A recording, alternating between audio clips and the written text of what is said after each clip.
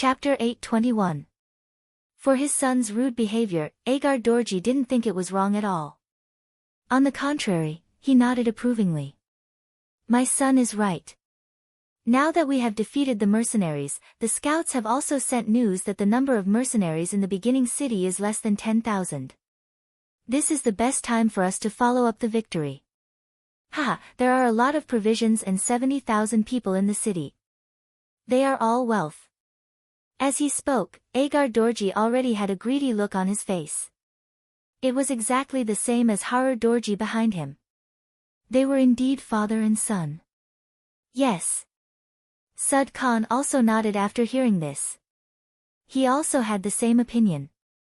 In his opinion, since they could severely injure more than 10,000 mercenaries before, then the 10,000 wounded people in the city were not a concern.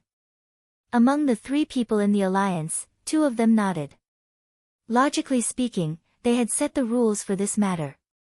But for some reason, Fan Yuhai didn't say anything, and the 2 of them didn't rush to give orders. Because Fan Yuhai didn't say anything, the atmosphere in the tent slowly became quiet. In the Battle of Wanda City, this person had proven his ability with practical actions.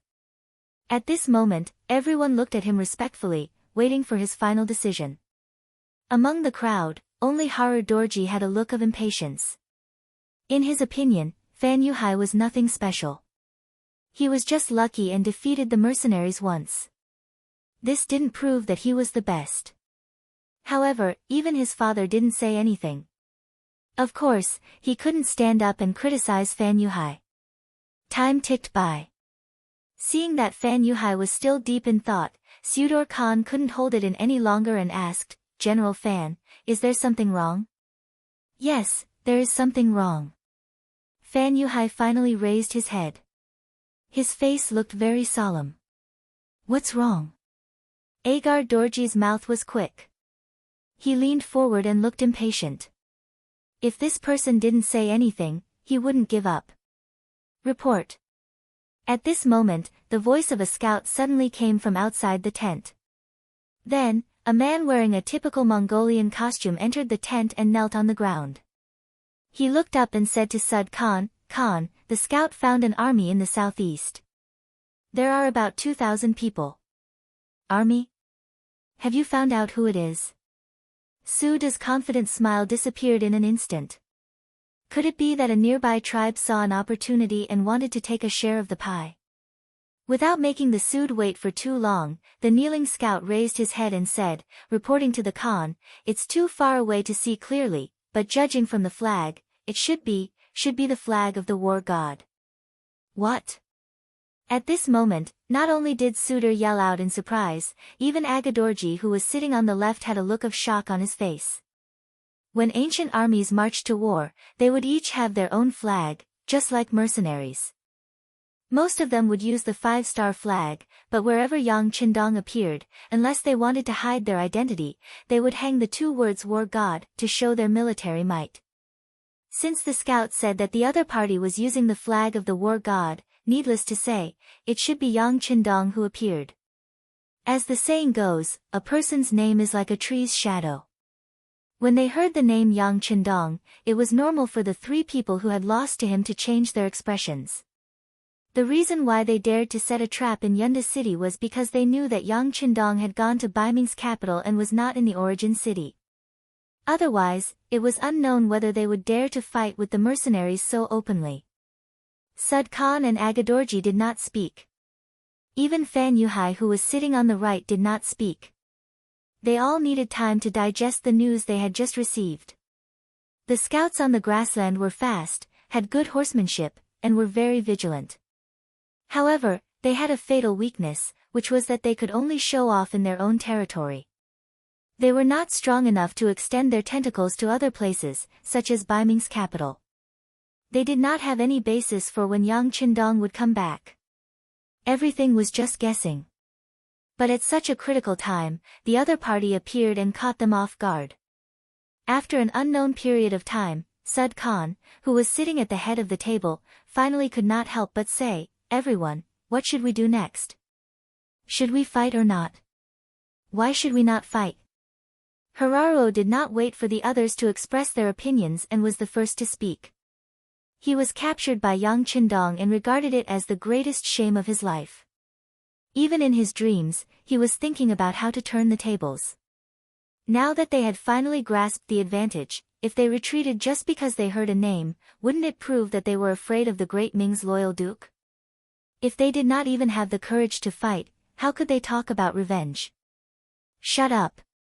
Unlike before, when he allowed his son to interrupt, Agar Dorji finally scolded and then closed his mouth tightly. Back then, the 50,000 soldiers were defeated by Yang Qindong. This was indeed a shadow in his heart, a shadow that could not be erased and even made him afraid when he thought of it. Seeing Agar Dorji's performance, Sud Khan was very disappointed. Previously, he was so fearless and looked like he was going to attack the first city. Now, just a name scared him to this extent. If such an ally wanted to achieve great things, it could only be a joke. Since he didn't have much hope for Agar Dorj, Suede could only look at Fan Yuhai. Fan Yuhai was calm and collected, so his decisions were highly valued. Fan Yuhai was indeed deep in thought at this moment. His understanding of Yang Qindong was no less than Suda and the others. In fact, he knew more. Because of this, he was very clear about what kind of ability this person had. To be honest, he was not prepared to fight with Yang Qindong because he did not have the slightest confidence in winning. Sud Khan was still Agar Dorji. Although he also had a large number of soldiers, they were all cavalry. However, when facing Yang Qindong, would he be able to display his full strength? Sud Khan felt that it was impossible. It was not easy for him to have the courage to rush up and not run away. A real man knows when to yield and when to stand tall. Since he knows that he can't win, then he won't fight. In any case, the battle had just begun. If he wanted to fight, there would be many opportunities in the future. Let's retreat. The advantage of cavalry is in charging on the battlefield, not sieging and conquering. This time, the other party is prepared, so it will be difficult for us to gain any benefits. Since that's the case, it is better to wait for the other party to attack us. In that case, in a mobile battle, the power of their guns will be reduced to the minimum, which is the most beneficial for us. After thinking for a while, Fan Yuhai finally made a decision. After hearing this, he could even hear Sud Khan and Agar Dorji heaving a sigh of relief. Good, good. Since that's the case, I also agree to withdraw. Just as Agar Dorji finished speaking, Sud Khan nodded. Since that's the case, we will retreat to Wanda City first and look for an opportunity. The Mongol Alliance army, who had been eyeing the first city covetously and wanted to destroy the first city, retreated. When Yang Qindong arrived with Xiao Feng's cold vanguard regiment, he saw the other party retreating. Sixth young master, should we charge up? Ma Xiangshan's eyes were filled with killing intent as he asked excitedly. No need. Yang Qindong shook his head. Xiao Feng's cold vanguard regiment had just come into contact with warhorses, so their horsemanship training still needed to be strengthened. At this time, they gave up the advantage of guns and charged up. Even if they fought, they would not have much chance of winning. Once they forced the other party, they might be bitten back. This was not what he wanted to see. Right now, stabilizing the situation in the first city and restoring the fighting power of the soldiers was the right thing to do. As for the enemy in front of him, he would let them be proud for 2 days. The enemy retreated. Yang Qindong did not intend to chase after them. He brought the somewhat disappointed Xiao Feng's regiment and Ma Xiangshan's battalion back to the first city.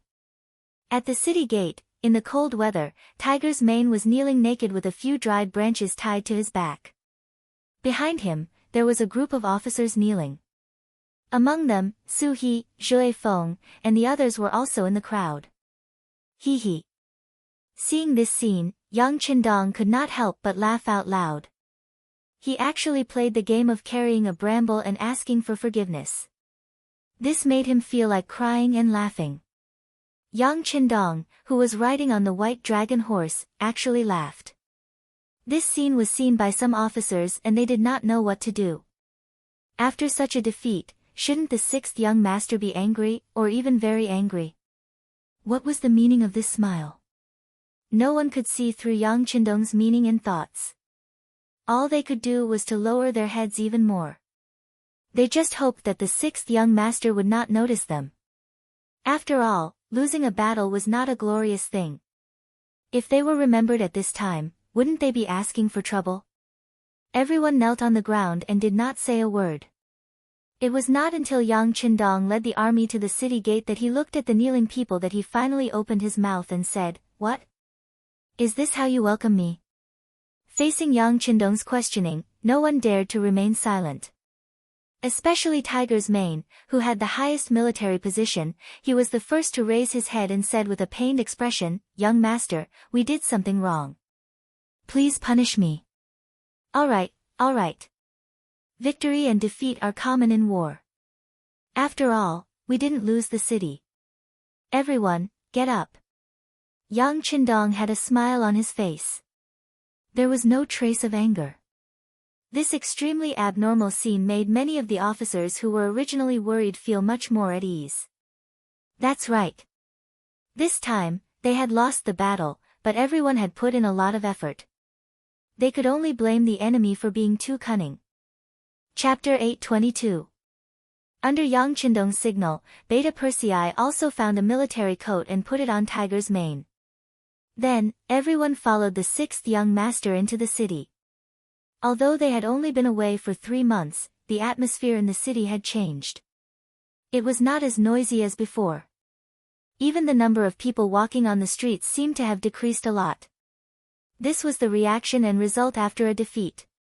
Yang Qindong saw this, but he did not say a word. The team arrived at the Yang mansion. After Xiao Feng's group was settled in the barracks, Tiger's Mane, Windchaser, and Su He all knelt on the ground. They were smart enough to know that this was the time for the sixth young master to punish them. Yang Qindong did not reprimand them in front of so many people because he wanted to save them face. After all, they were all leaders. If they were scolded too harshly in front of their subordinates, it would not be beneficial for them to lead and command troops in the future. Since there were no outsiders, Yang Qindong casually found a chair and sat down. He glanced at the 3 people kneeling on the ground and said, "Tell me, what's going on?" Although he knew from the telegram that they were defeated, it did not explain what had happened. Without understanding, there was no right to speak. Yang Qindong wanted to know how the other party defeated Tiger's Mane and the others. After all conspiracies and tricks depended on one's own strength in the end. It was like a 3-year-old child. No matter how good he was at scheming, it would be difficult for him to defeat a 20-year-old strong man. "It's like this," Tiger's Mane said. Su He and Windchaser added on. The process of the matter was clearly shown in front of Yang Qindong. The Mongols of Gobi Desert suddenly launched a large-scale attack on Wandu. To the outside world, the reason was that they had betrayed the Mongols of Gobi Desert. They were here to seek revenge. Mu Ren, the general of Yundu, who had a guilty conscience and whose military strength was far inferior to the other side, wisely chose to leave and give up the city. After the news spread to the beginning city, Tiger's Man gathered the officers for a meeting. After discussion, they finally decided to take down Wanda's city to reduce the threat that could threaten their existence at any time. After the decision was made, the corresponding military plan was carried out. The Independent Division was the main offensive force. Vice Division Commander Xian Honghai led 8 battalions and the 1st New Recruit Regiment to carry out the mission. On the left, the 1st Cavalry Regiment was the main offensive force. Regiment Commander Zhou Feng led the 1st New Recruit Regiment and the 2nd New Recruit Regiment followed. On the right, the Tatar Cavalry Regiment was the main offensive force. Regiment Commander Su He led the 3rd New Recruit Regiment followed. A total of 16,000 people launched a fierce attack on the city. Division Commander Tiger's Man would lead the remaining 8 battalions of the Independent Division, as well as Su Yunxing's Reconnaissance Battalion and Logistics Battalion to stay behind. They would be in charge of the security of the city and the supply of the army. Even 3 new regiments were sent out. This in itself was enough to explain the problem. This was originally a training operation. It was to bring the new recruits to experience the atmosphere of the battlefield, so that they could adapt to this environment faster and better. It was just a Wanda city. Facing the Mongol troops of the Gobi Desert who had been defeated by them again and again, no one put them in their eyes. And the facts also proved that it didn't take long to take down Wanda city. The army just charged and scared the enemy away and occupied the city. And all the changes began to happen from this moment. Just as the army occupied Wanda city and was cheering for victory, suddenly, one explosion after another sounded in the city, followed by flames that soared high into the sky. The unprepared mercenaries were hit head-on. The explosion and flames devoured their lives and disrupted their battle formation. After the event, the number of soldiers who were burned to death by the explosion was close to 5,000. Other than that, there were at least 2,000 soldiers who were injured or burned. The chaos didn't end there. After the explosion and flames, countless Mongol cavalry appeared from all around Wanda city. They fired their bows and charged forward like a tornado in the desert. Without any preparation, the soldiers didn't know their generals, and the generals didn't know their soldiers. In the chaotic battlefield, facing the sudden appearance of the Mongol cavalry, the mercenaries panicked. On the battlefield, there was a one-sided situation, and a one-sided massacre had begun. At this point, Tiger's Mane raised his head and looked at the silent Yang Qindong and said, "The generals are still very brave." Many of the soldiers who were burned took the initiative to take up the role of providing cover. For example, Gao Danhua, the 2nd Battalion commander of the 1st Cavalry Reinforced Regiment, was in the sea of flames. More than 40% of his body was burned, but he still raised his sword and led the soldiers to charge at the enemy. In the end, he died on the battlefield. In this battle, we lost 10,000 soldiers and more than 4,000 were injured. Young master, it's all my fault. I made a mistake in my command. Please punish me. At the end of his speech, Tiger's Mane knocked his head on the ground again and again. Soon, his forehead started to bleed, drop by drop. Enough. In the dull hall, Yang Qindong's roar finally came out. You are not sorry to me, but to the soldiers who died on the battlefield. Do you know how many families their deaths brought pain that can't be erased for a lifetime? With this roar, Tiger's Mane didn't dare to make a sound. He just lowered his head and cried. Wind-chasing Wolf and Su He, who were kneeling on the side, also looked very gloomy.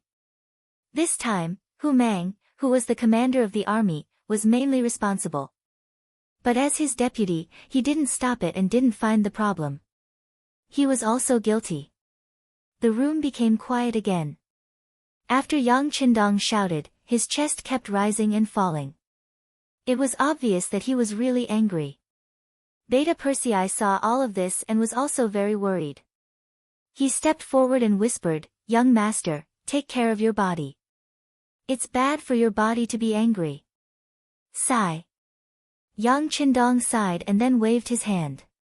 Forget it. This time, you are indeed responsible. But where did the fire come from? How did the Mongolian tribe in the north set you on fire?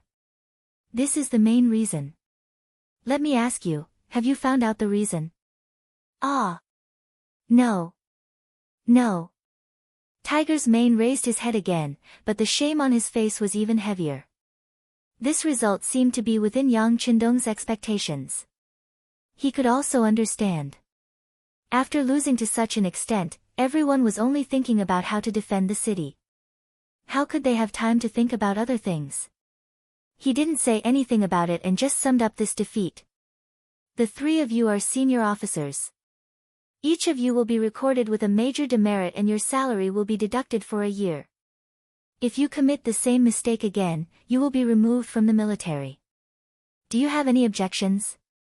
No. Tiger's Mane and the other two couldn't help but tremble when they heard this. That was a major demerit. This was a very serious warning. According to the rules, if they committed the same mistake again within a year, they would have no chance to be in the military. However, compared to the soldiers who died, this result was not so hard to accept. Alright, I'll say it again. There is no such thing as a permanent victory in war. Since we lost today, we need to learn from our experience and not make the same mistake again. Now, let's think about how to raise the morale of the soldiers. Just now, you said that everyone's performance in the battle was not bad. Do you have any examples?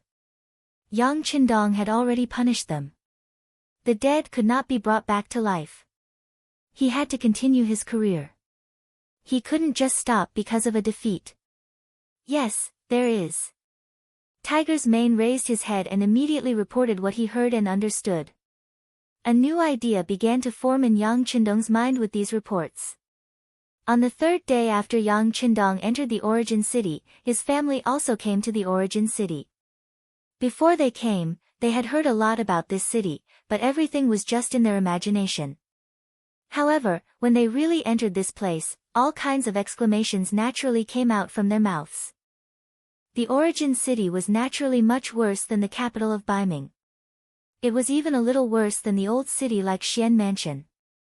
However, after walking through the snow and seeing the vast white grassland, it was very difficult to see such a big city here. After only 2 days, the number of people on the streets of the city had begun to increase. The messenger of longevity heaven had returned. The god of war had returned. This was like a shot in the arm for everyone, allowing the people in the city to see hope again. If Yang Qindong's return was a kind of spiritual stimulation, then the compensation for the soldier's death that was distributed to the people in the past 2 days was real. They could see and feel the benefits. Under Yang Qindong's order, the treasury in the city was opened. More than half of the accumulated money was taken out to pay the families and relatives of the soldiers who died in the battle. When the real money was openly sent to the families of the Mongolian people by the mercenaries, the shock naturally appeared. The Mongolians were said to be a race on horseback because they had been in contact with the idea of the weak being prey to the strong since they were young. They paid attention to the strong being respected. The strong enjoyed everything and got everything. As for the weak, or even the dead, no matter how powerful they were when they were alive, they were just a pile of white grain after death. Just like Genghis Khan, he lived at the bottom for several years after his father's death. The strong enjoyed everything, and the dead turned into ashes. This seemed to have become an iron law on the grassland. But now, Yang Qindong had broken all the rules. The families of the dead soldiers received generous compensation in gold and silver. Although this couldn't bring the dead back to life, and couldn't make some people forget the joy of losing their loved ones, it was still better than not receiving anything. Especially when they received a lot. The dead soldiers each received at least 50 taels of compensation. Those who were officers would receive even more. Chapter 823. For this alone, the beginning city had paid 800,000 taels of silver. Such a huge figure was not something that other forces could afford. This move quickly stabilized the situation in the city, and the people in the city quickly felt grateful. Many people knelt down and kowtowed in the direction of the young residents in the city the moment they received the silver. The families of all the soldiers who had died received pensions. The complaints in the city disappeared, and there was a smile on people's faces. However, this was not all of Yang Qindong's means. Next, he announced that the award ceremony for the soldiers who had made meritorious contributions would be held in 3 days. At that time, the soldiers who had made meritorious contributions in this battle would be promoted in official positions and actual material rewards. As soon as the news came out, the people in the city were in an uproar. Didn't they lose the battle? How could there be rewards? It seemed that the scale was not small. What on earth was going on? Those who couldn't figure it out began to look forward to the so-called award ceremony that would be held 3 days later. Scattering gold and silver was Yang Qindong's contingency measure after he returned to the beginning city. Money might not be able to buy sincerity, but it could stabilize people's hearts and stimulate them. If it was supplemented by great benefits, it would definitely have an unimaginable effect. During these 3 days, Yang Qindong did not accompany his wives. He only instructed the teachers and students of the Yang Family Academy to walk around the city and take a look. He spent all his time on stabilizing the morale of the army. For example, he went to patrol the barracks, chatted with the soldiers to understand their psychological thoughts and movements, went to the hospital to visit the soldiers who were injured because of the battle, went to the homes of the people to comfort the families of the martyrs who had died, and so on. These actions allowed Yang Qindong to quickly gain the morale of the army and the public. The uneasiness in the city because of the defeat was almost suppressed by him alone. In the blink of an eye, the third day arrived. Early in the morning, the largest square in the beginning city was surging with people. Under the strict protection of the army, the award ceremony began. Just like before, the 2 carriages of shining silver tails were pushed to the center of the square. Yang Qindong once again put on his commander's uniform and walked up to the podium. Under the watchful eyes of the crowd, names were read out one by one from his mouth. The young Mongolian men in brand new military uniforms stepped onto the podium and personally received the war hero medals from Yang Qindong, Tiger's Mane, Beta Persei, Xiao Feng, Windchaser, Lu Zhua, Su He, and Xin Honghai. They also received the military rank that only military officers could wear. They also received the heavy silver tray that made them bend down. In front of Yang Qindong, the young Mongolian man, Ba Tu, stood. In this battle, he joined the battle as a recruit. In the raging fire, he was not only not afraid, but also fought bravely with the cavalry of Mabe. He killed 2 enemies and rescued the injured battalion commander of the 1st Battalion, Deng Yu, at the critical moment. It could be said that he was one of the few people who performed very well on the battlefield. When Batu's deeds were reported to Yang Qindong, he felt that there was something to be done in this matter.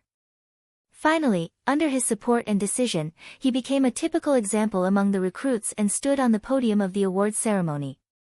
Yang Qindong personally hung a 2nd-level War Hero medal on his chest. At the same time, he also gave him a 2nd lieutenant's military rank with 1 bar and 500 taels of silver as a substantial reward.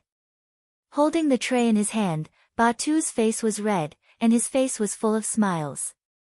Do well, I am optimistic about you. Like many leaders in later generations, Yang Qindong patted Batu's shoulder to encourage him.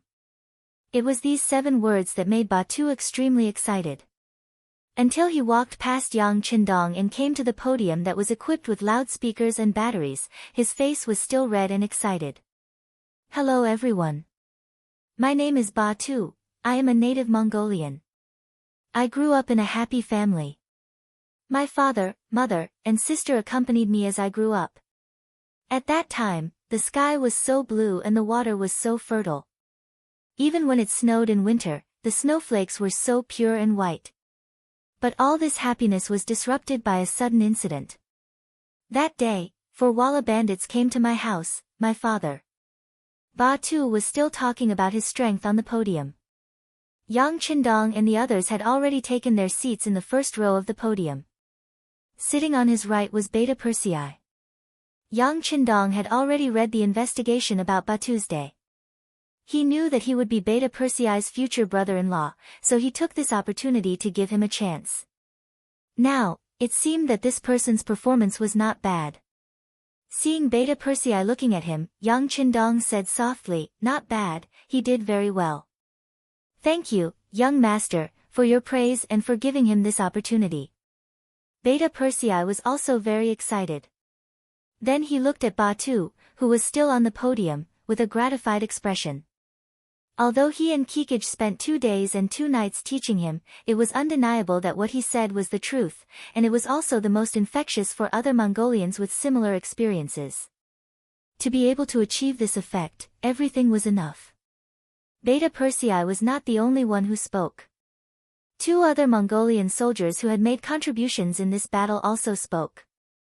Their experiences were different, but the goal of the topic was the same. It was about the benefits of joining the mercenary army, and how their lives had changed after joining the army, and what kind of tempering their lives had been through. Hearing this, the people in the city who came to participate in this award ceremony were either excited, or had tears in their eyes, or, this was a successful conference. After all the processes were completed, the last item of the conference was announced by Tiger's man. Just before the end of the conference, he announced the recruitment of new soldiers in the city, and it immediately received strong support from the people who attended the conference. Previously, Yang Qindong did not advocate the recruitment of soldiers because the resources in the city were limited. It was very expensive to raise an army, not to mention that the treatment of the mercenary army was so good. But in this battle, the losses were too great, so there were a lot of vacancies. Thus, there was a need to recruit soldiers. At the same time, this was also a way to tie everyone's interests together. Think about it, when every family had a mercenary recruit, wouldn't everyone's safety be tied together? It was really a case of, if one's glory is glory, then one's glory is glory, and if one's loss is also loss. A total of 1 to 200,000 taels of silver had been spent, and dozens of soldiers had been promoted to platoon leaders and deputy platoon leaders.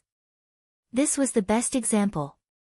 Under the double temptation of money and glory, the new recruits' registration area in the city was immediately overcrowded. In the 4 months that Yang Qindong was not around, the total population of the beginning city had increased from the original 50,000 people to nearly 70,000 people. Among them, there were a total of 15,000 young men. However, it was still very easy to recruit 6,000 new soldiers from these people. As for the other sources of soldiers that were lacking, they would have to think about the logistics team. The logistics team was not only responsible for managing logistics. There were 2 very special units. One was the construction team, and the other was the prisoner camp.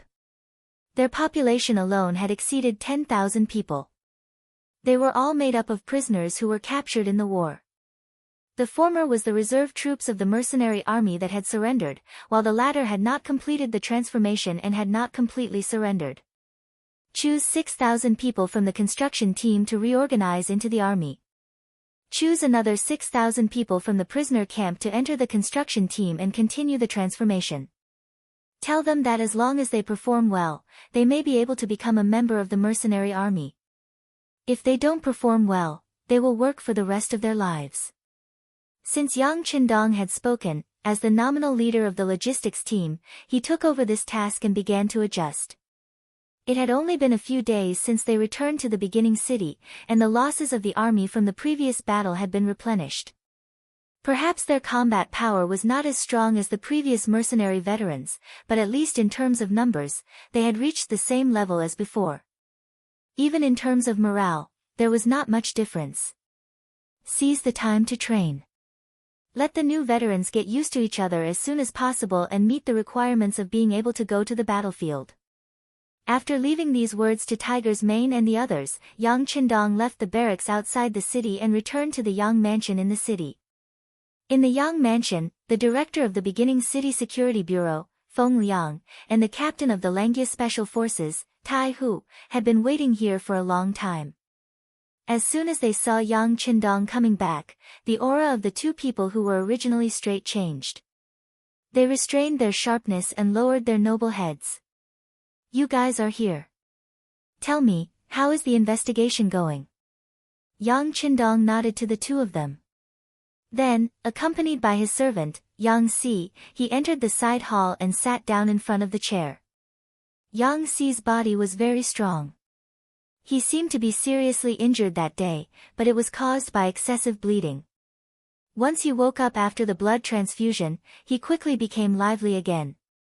Although his injuries were not completely healed, as long as he did not fight with the enemy for too long, there would not be any problems. After this incident, Yang Si admired Yang Qindong even more. He already knew that at the most critical moment, it was the young master who had transfused his blood to him. This was an extremely touching thing. The ancients were not like the modern people. They had received less education, and they knew even less about some things.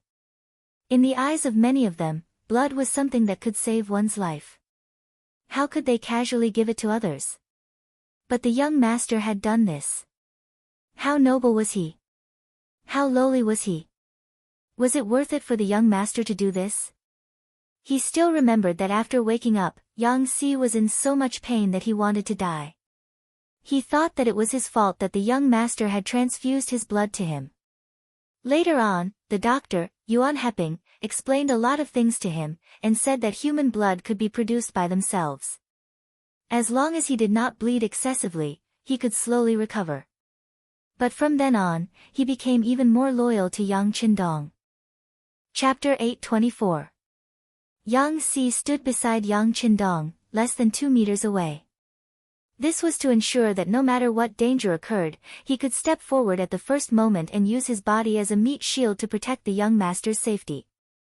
Yang Qindong sat down and his eyes fell on Feng Liang and Tai Hu. As soon as he returned to the first city, he sent these two people out with only one purpose, to inquire about the actual situation of Wanda City and why the fire suddenly broke out in this battle. The explosion was easy to understand. Gunpowder could do it. And this kind of thing was not an exclusive secret. Baiming knew it, Nanming knew it, and the Mongolian tribe naturally knew it. However, it was winter now, and there was snow everywhere. Yang Qindong could not figure out how the fire started. Feng Liang took the lead in reporting, "Sixth young master, we spent money to bribe a middle-level Mongolian tribe member and know these names, Agar Dorji and Fan Yuhai. In the last battle, our opponents were not only the Mongolian tribe of Mabe, but also these two enemies. However, the middle-level Mongolian tribe member did not know the exact number of their troops. He still needs time to investigate." After saying this, Feng Liang lowered his head. In this battle, the intelligence department did not follow up. Speaking of which, the Security Bureau was also responsible for the defeat. Originally, they thought that they could make up for their mistakes. However, it was obvious that Fan Yuhai had long been prepared for this. He actually said that he had 40,000 troops. At least, that was what the middle-level Mongolian man who was bribed said. Feng Liang was not a fool. Naturally, he would not believe it easily, let alone report this result. Therefore, he would rather be criticized than to find out the truth.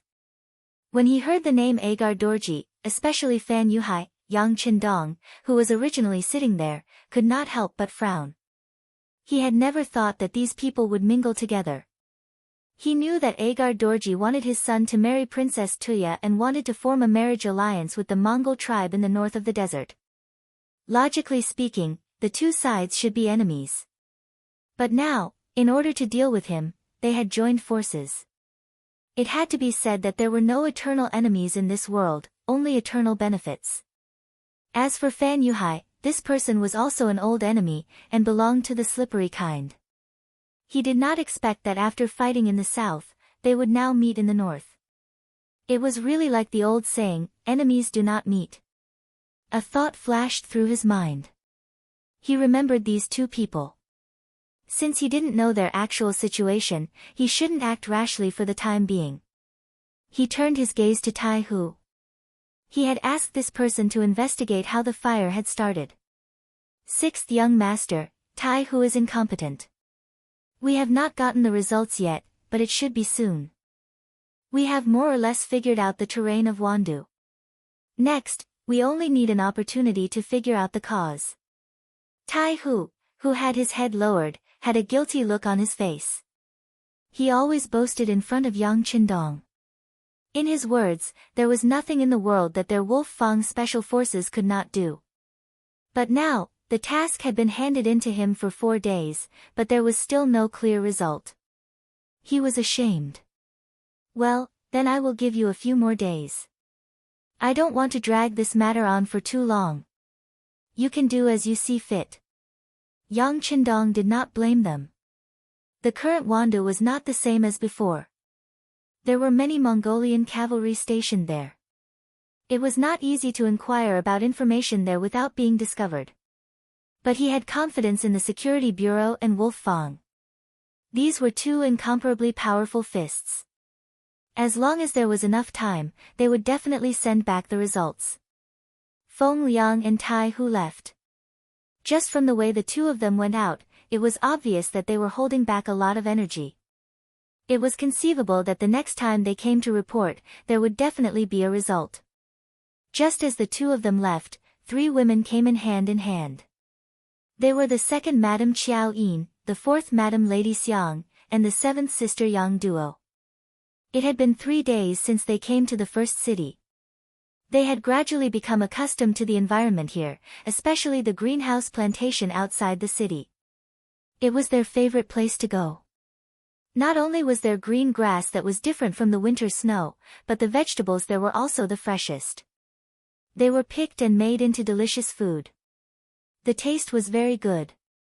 The three of them came hand in hand this time to invite Yang Qindong to the greenhouse plantation. It was not that they were insensible. On the contrary, they wanted to use this method to persuade Yang Qindong to rest more. Otherwise, no matter how good his body was, he would still be exhausted. The three women's hospitality was difficult to decline. The main reason was that Yang Qindong had not spent much time with them. He owed them too much. In the face of such a request, he naturally could not refuse. He immediately said, "Then, I won't do anything today. I will accompany you to pick vegetables. We will make delicious food." Ha ha ha. Yang Qindong treated it as a hands-off shopkeeper, but the others were not so lucky. For example, the city lord, Yu Mian, was currently taking Wang Si, Yuan Heping, and the other teachers and students of the Yang Family Academy to tour the city and choose the location to build the school. Most of the first batch of students of the Yang Family Academy were now working in the first university of Red City. Every year, many outstanding students would graduate from there to fill the various positions that appeared in the expanding Yangtze. Building the second university in the first city was something that Yang Qinjiang approved after careful consideration. With the idea of cultivating backup forces, he thought that there should also be a university in the first city. Needless to say, the principal of the second university must be Wang Si. He asked Yu Mian to accompany him to choose an address. Once winter was completely over and it was time to break ground, a university would rise from the ground. Only when he came to the first city did Wang Si see Yang Qindong's great talent and great vision. How was this still a city? This was clearly the future prototype of a country.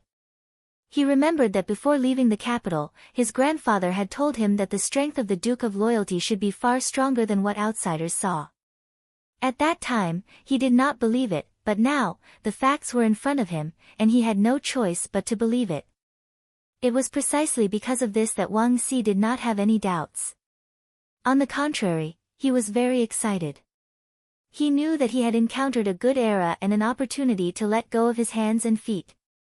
Compared to the Ming dynasty that was already dull, decadent, tyrannical, and even filled with internal strife, everything here was so clear and attractive. The Ming dynasty advocated Confucianism and paid attention to the path of the sage. It seemed that as long as one could write a good essay, one could become a pillar of the country. In the past, Wang Si had also thought this way, and he had even done so. However, ever since he came into contact with the Yang family, which could be called a new learning, his attitude had completely changed. Originally, the knowledge in the world was not only limited to Confucianism. There were many more things that were worth learning and exploring. Knowledge was endless, and there was no end to learning. Ever since he fell in love with Yang Shui, Wang Si had completely thrown himself into it, and what appeared in front of him was another world.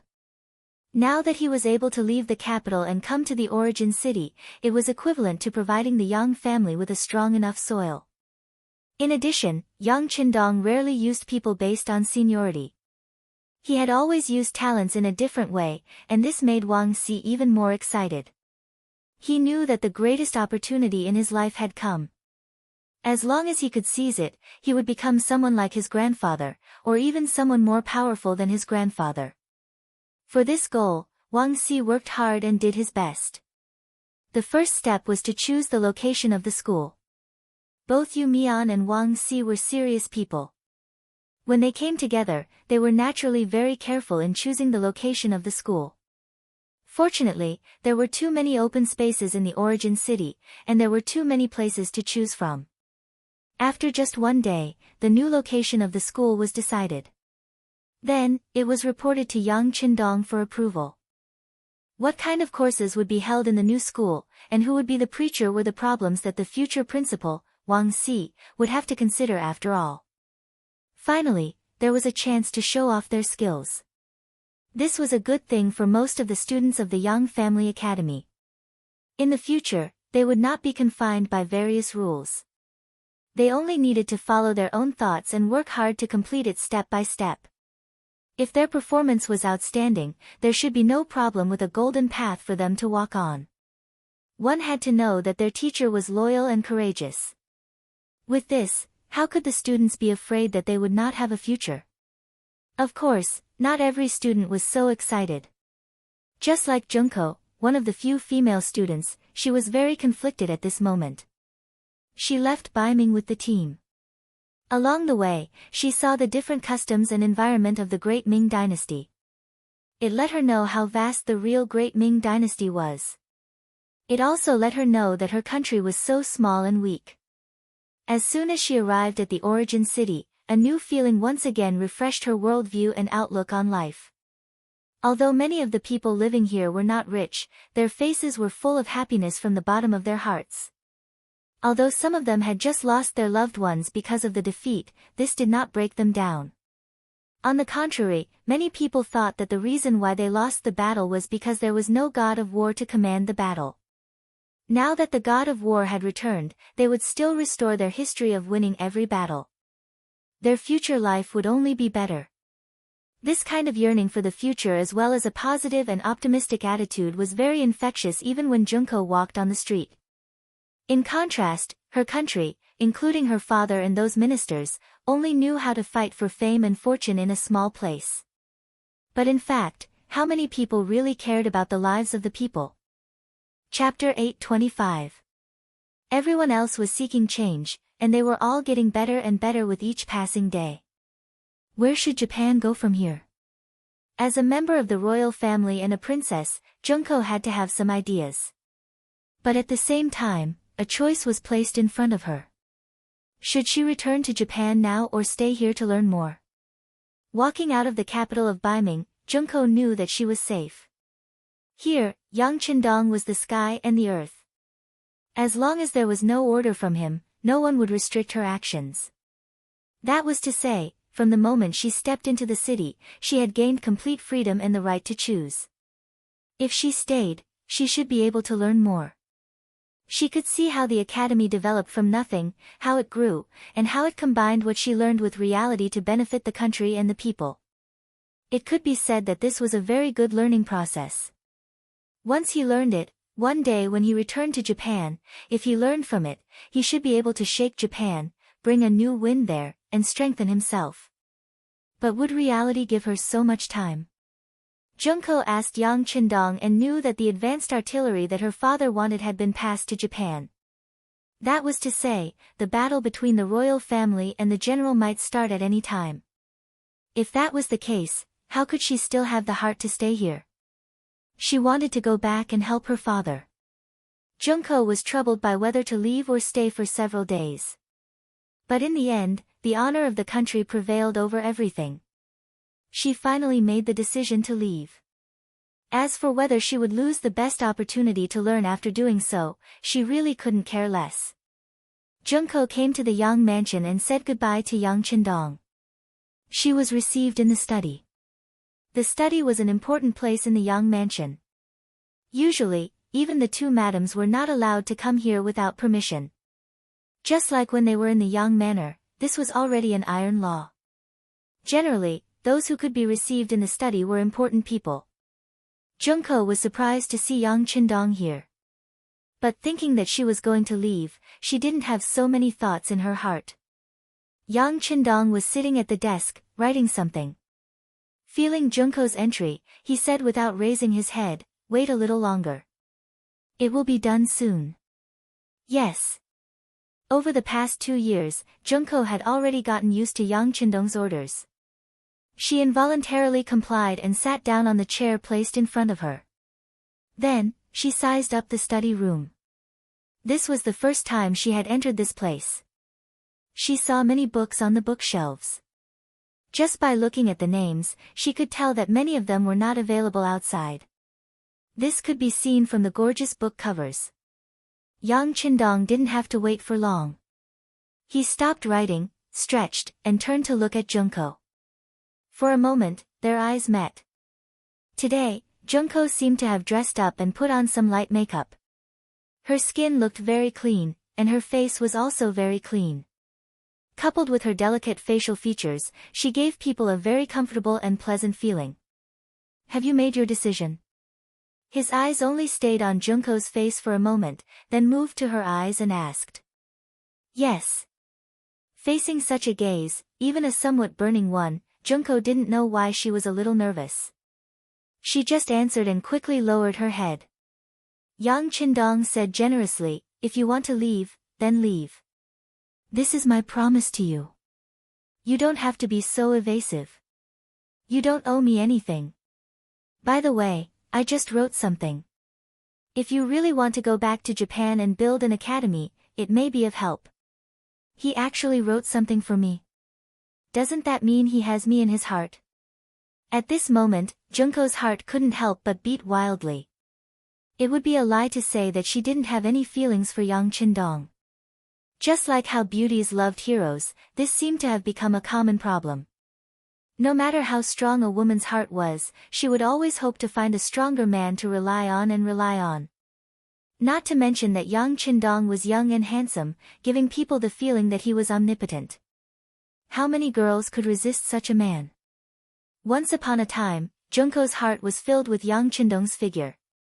She even made up her mind that as long as Yang Qindong asked, she would stay and accompany him forever.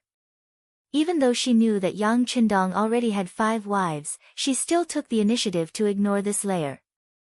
Even if she was a country's princess and couldn't marry as a concubine, she still threw these fetters aside. Unfortunately. From the beginning to the end, Yang Qindong didn't take the initiative to ask her to stay.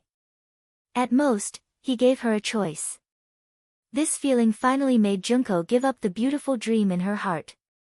She decided to leave. But now, when Yang Qindong's somewhat burning eyes looked at her, she found that her determination was still not enough. Her heart couldn't help but have other thoughts. Thank you. After a long time, Junko finally opened her mouth. At this time, after a struggle in her heart, she finally made the decision to leave here. Compared with her feelings, as a princess of Japan, she was more worried about her father's foundation. This might be a kind of mission of being born in the imperial family. You're welcome. You're my student. Yang Qindong smiled. He might not have noticed the change in Junko, or he might have noticed it, but he didn't want to say anything about it. Yes, I'm his student. Junko suddenly smiled at this moment, then raised her head and looked at Yang Qindong, revealing a bright smile. Thank you for taking care of me for so long. If possible, on behalf of my father, I welcome you to Japan. At that time, I'm willing to be your guide. Definitely.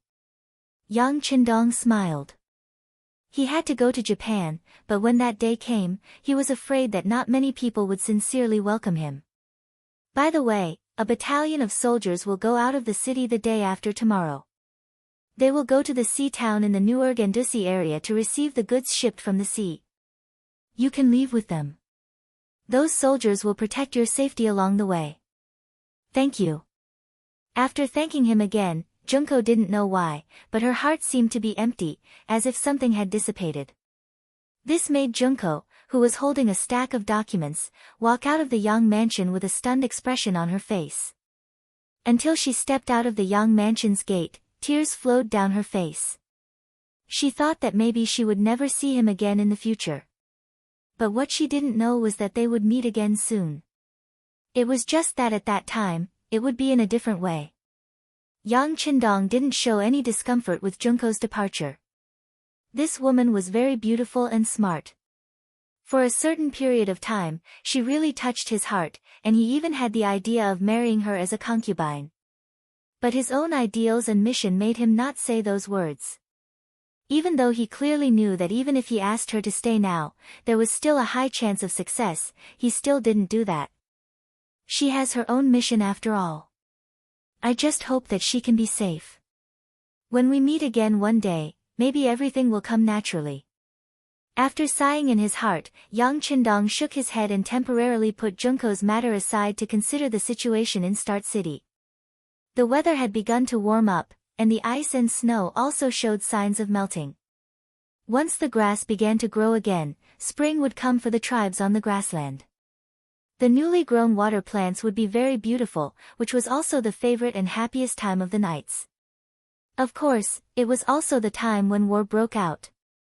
How to seize this opportunity to expand the influence of Start City and expand their territory in such a season became a practical problem in front of the mercenaries. Well, the necessary preparations are necessary, but before that, we still have to deal with the enemies in Wanda City first. This is not only for revenge, such a large-scale enemy will not be allowed to exist near Start City. Yang Qindong was determined to occupy Wanda City. Previously, General Mu Ren was there and he cooperated with him. Of course, he couldn't attack directly. But now that it was changed to someone else, there was no psychological burden to occupy that place. What he lacked now was some understanding of the situation there. And this understanding was finally sent to Yang Qindong the next day. The ones who came to report were Feng Liang and Tai Hu. They knew very well what the sixth young master needed now. After the last report, the two began to work hard to infiltrate Wanda City. There were advantages of the coalition forces. For example, the force would be larger when they were together. The number of troops would be larger, and the combat power would be enhanced.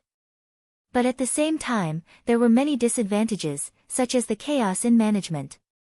Everyone served their own masters, and no one looked down on each other. It was precisely using this idea and gold and silver to pave the way. Soon, the Security Bureau bribed two middle-level generals and repeatedly verified from their mouths to get what they wanted. The first to report was Feng Liang, sixth young master. The situation in Wanda City has been figured out. The enemy's strength is nearly 60,000 people. Among them, there are about 28,000 people from the Mongolian tribe in Mabe, 15,000 people under Agar Dorji, and 15,000 people under Fan Yuhai. In the Battle of Wanda City, the mercenaries were ambushed and suffered heavy losses. But in that harsh environment, they still killed nearly 2,000 people and launched a counterattack before they died. From this point of view, the intelligence of the Security Bureau was very accurate. Sixth young master, our people have successfully infiltrated the city. We finally found out that the thing that caused the fire was crude oil. Oh, it's this thing. Tai Hu took out a porcelain bottle from his bosom. It was filled with crude oil that he had obtained from the city. Chapter 826. Crude oil. Yang Qindong raised his eyebrows and reached out to take the porcelain bottle.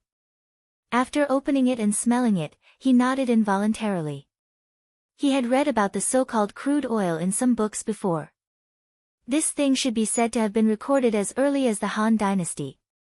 It came out of the ground and was now known as crude oil. It was just that the people of this era did not know how to mine it or how to use it, so there were very few opportunities for it to be used in the military.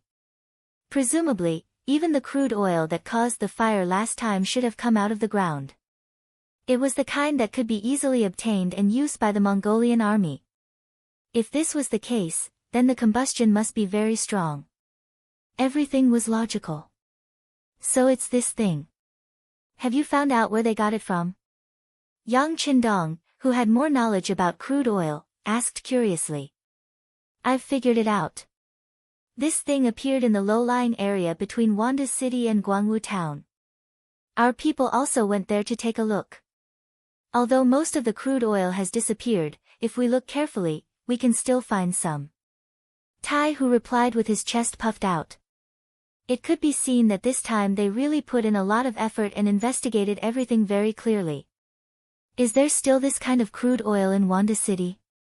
Yang Qindong asked a question that he was very concerned about. I don't know yet, but please give us some time. We will definitely investigate it clearly. Tai Hu shook his head lightly and then asked for orders with a determined expression. It had only been 5 days since he had returned to the Holy Land. It wasn't easy to figure out the situation in such a short time.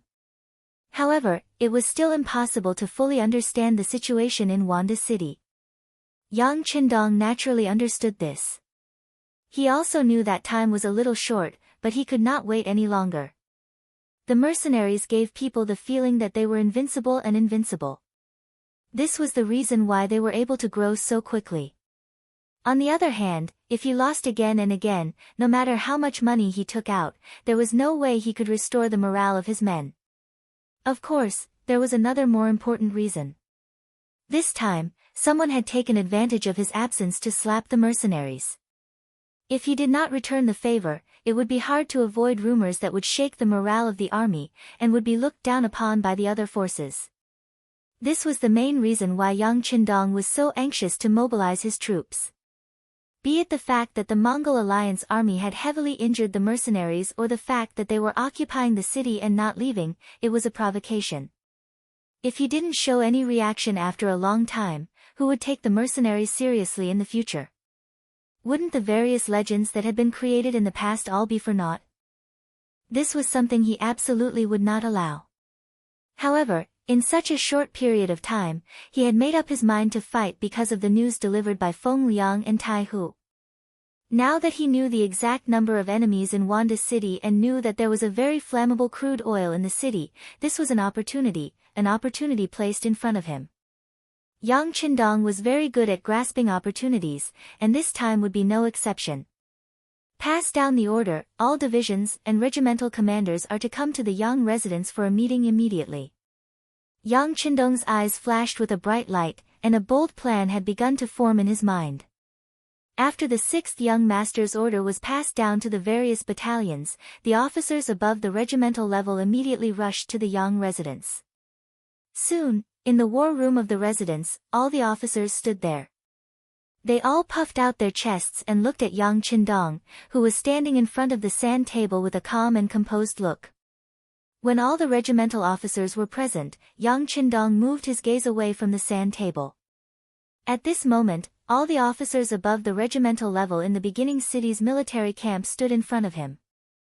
They were the Independent Division Commander Tiger's Mane and Deputy Division Commander Xin Honghai, the regimental commander of the Fierce Tiger Regiment, Xiao Feng, renamed by Yang Qindong himself, the regimental commander of the 1st Cavalry Regiment, Zhui Feng, and the regimental commander of the 2nd Cavalry Regiment, Lu Zhua, the regimental commander of the 1st Tatar Cavalry Regiment, Su He, and the regimental commander of the 2nd Tatar Cavalry Regiment, Shibi, the regimental commander of the Logistics Regiment, Beta Persei, and the battalion commander of the Reconnaissance Battalion, Su Yunsheng, enjoyed regimental treatment. That's right, Shibi was the first regimental officer to be promoted on the front line.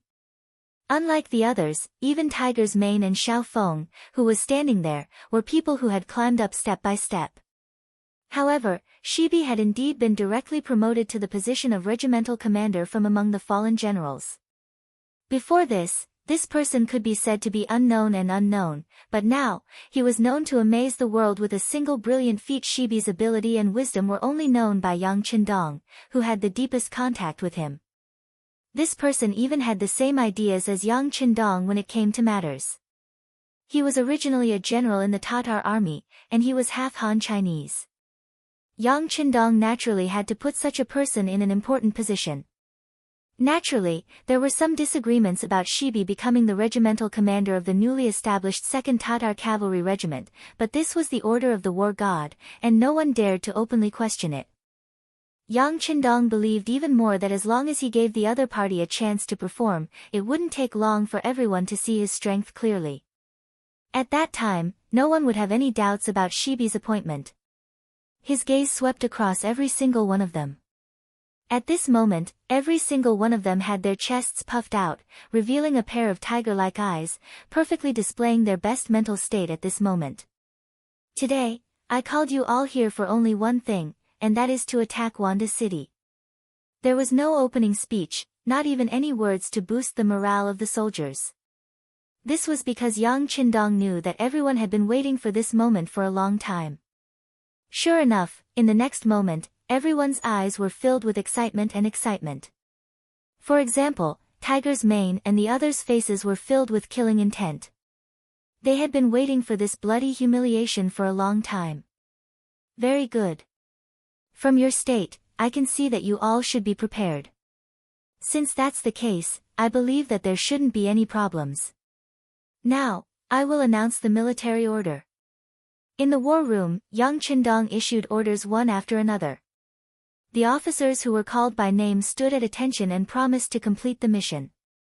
A large net targeted at Wanda City was unfolded. In a sense, now was not a good time to launch an attack on Wanda City. First of all, the organization of the regiments was not complete. Take the Tiger Regiment for example. Because they had to send a battalion the day after tomorrow to transport military supplies, their regiment should have 3,200 people after expansion, but now they only had 1,100 people. There was also the newly established 2nd Tatar Cavalry Regiment. They should have 3,200 people, but now they only had 2,000 people, which caused a lack of military strength. Secondly, even with the existing army, there were still the 6,000 recruits that had just been recruited, as well as the thousands of veterans from the construction team who had not yet fully adapted to the mercenary army style. Logically speaking, they should first unify the army and train them well before sending them to the battlefield. But in this way, it would take at least a month or two for them to complete their training, or even longer. Yang Qindong could not wait any longer. He did not dare to think about what the other grassland tribes would do if he could not display the powerful combat power of the mercenary army in a short period of time. He was afraid that at that time, he would not only have to deal with the 58,000 people of the Mo Bay coalition army, but also more. He could not wait.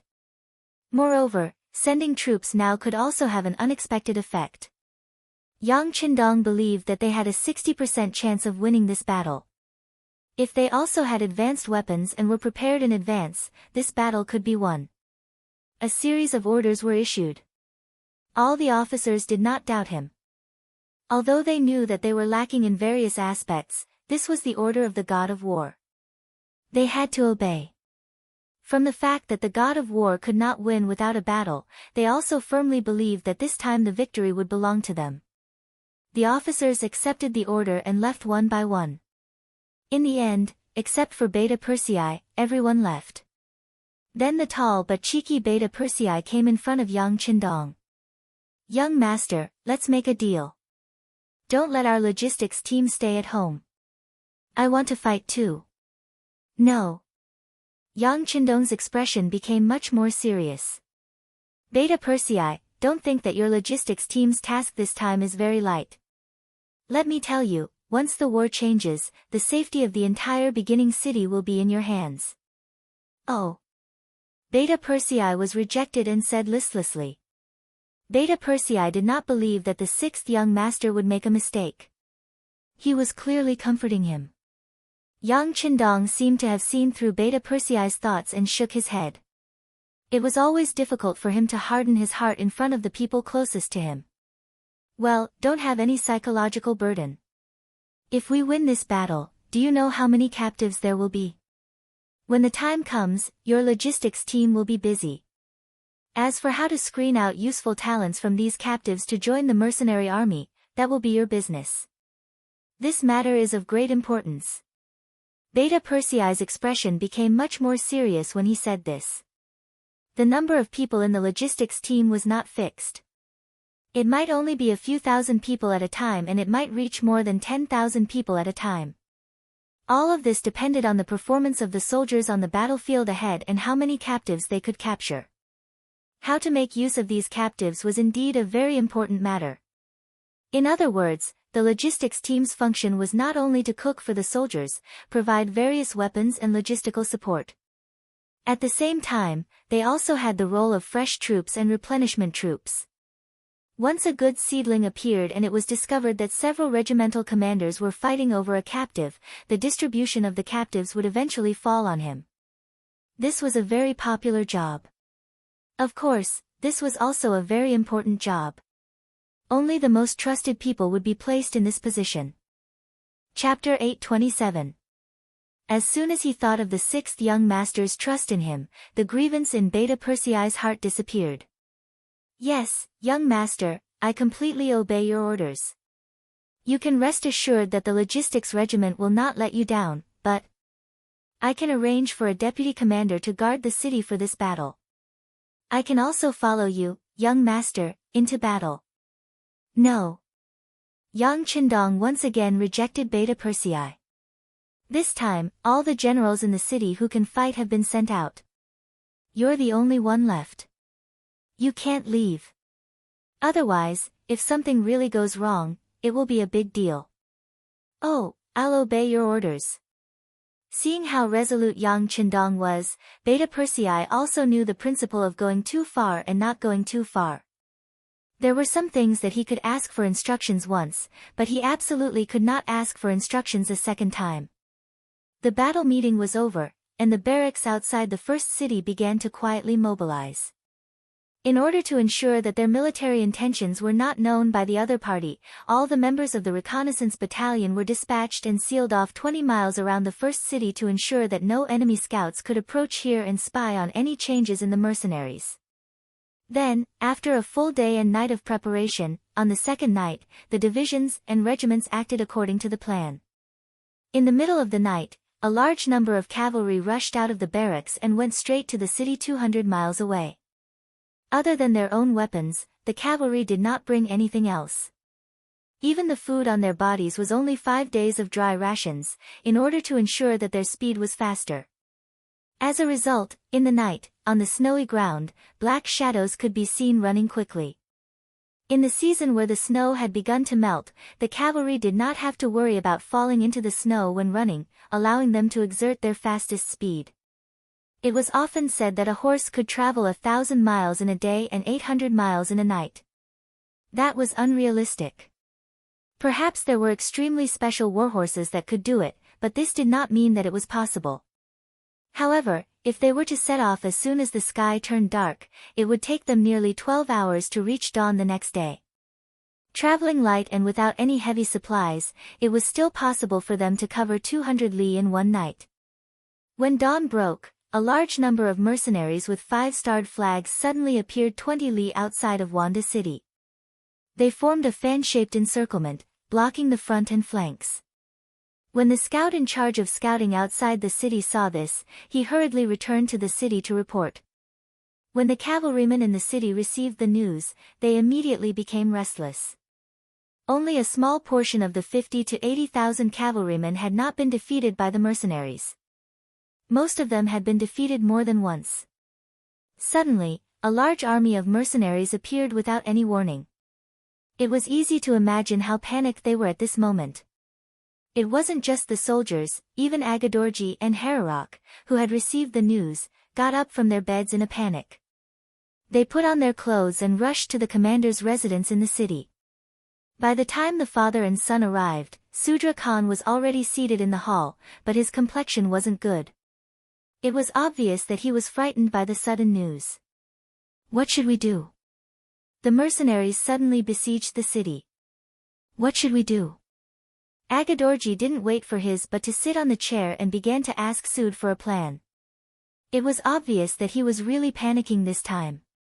Back then, he had nearly 50,000 cavalrymen, but they were still defeated by the mercenaries. Now, the entire Allied army only had a little more than 50,000 soldiers, and most of them were captured captives.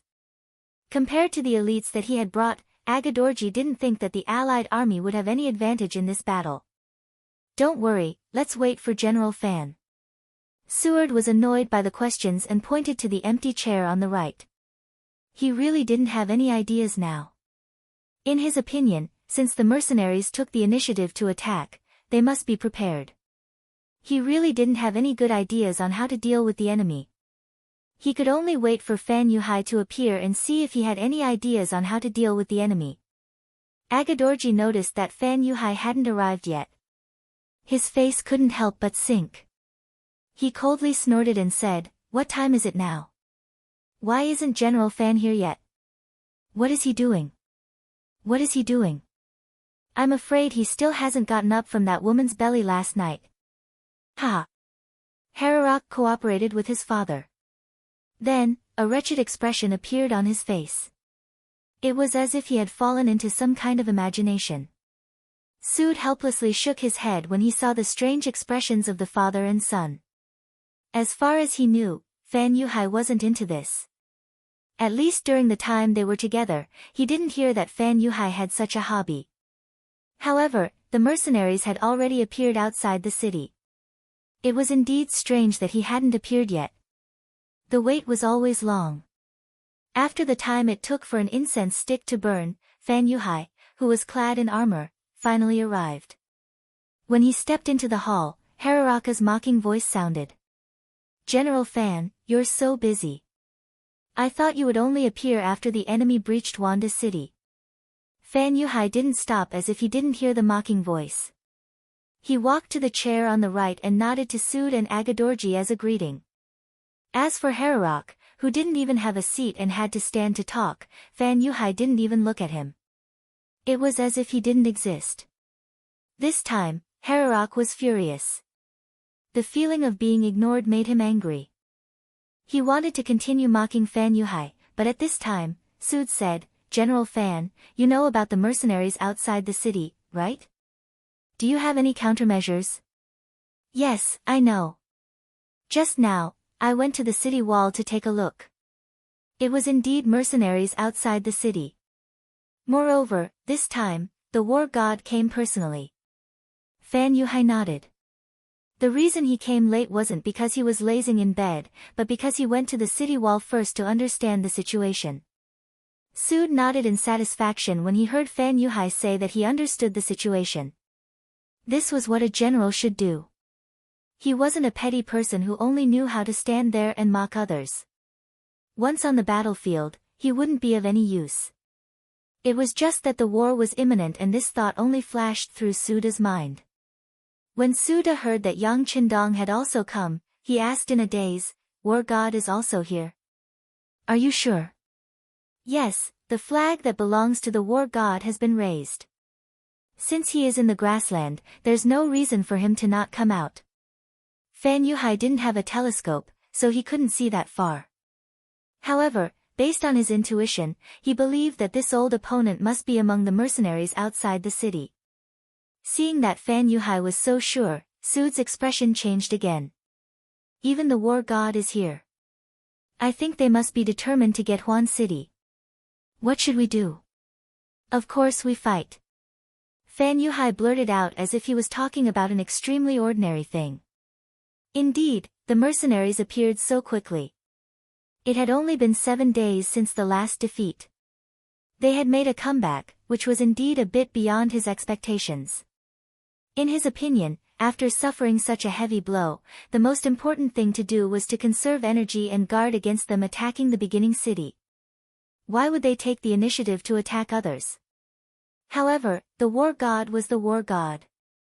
His actions were always so unexpected. It had to be said that the sudden appearance of the mercenaries also caught Fan Yuhai off guard. Even now, he still couldn't figure out what the war god was thinking. However, not understanding the other party's thoughts didn't affect his decision to fight. "Fight? That's the war god we're talking about. Can we defeat him?" Agadorji opened his mouth, but his words weakened his own morale. It was obvious that he was really afraid of this person. This time, Sood didn't stop Agadorji from saying such words. In fact, how could he not be worried? He had lost 2 battles with the war god. At the worst, he was chased for thousands of miles until he fled to the northwest of the Yin-Ma River. All of this was enough to prove his thoughts. Why can't we beat him? The war god is also a human. He will also be injured if he is hit by an arrow. A saber can also take his life. Speaking of which, he is no different from us. Moreover, our military strength is clearly several times greater than the enemy's. In addition, we are in charge of defense, while they are in charge of offense. This makes it impossible for the muskets to display their greatest advantage.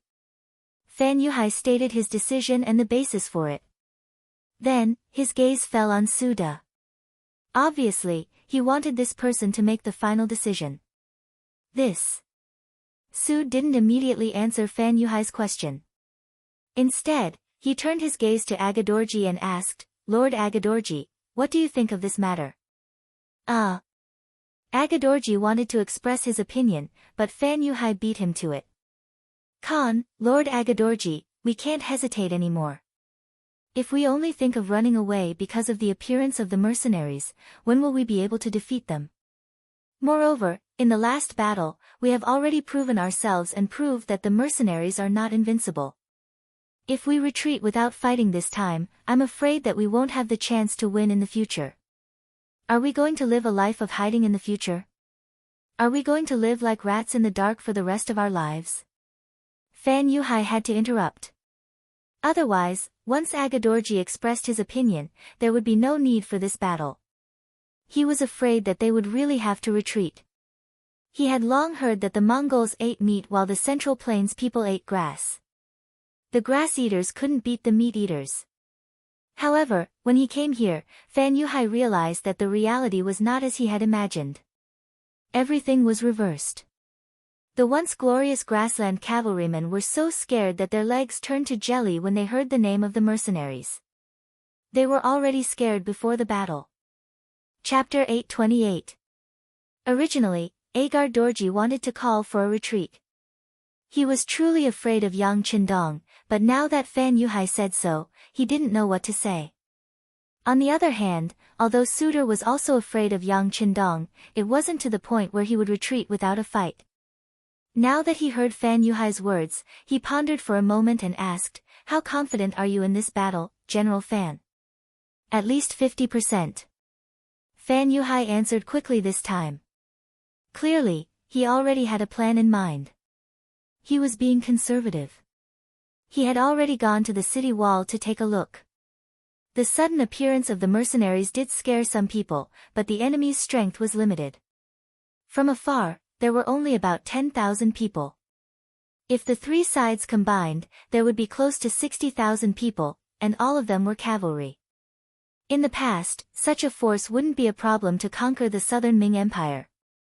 But now, with 60,000 people against 10,000, what was there to be afraid of? 50%. Suitor nodded. Then we can fight.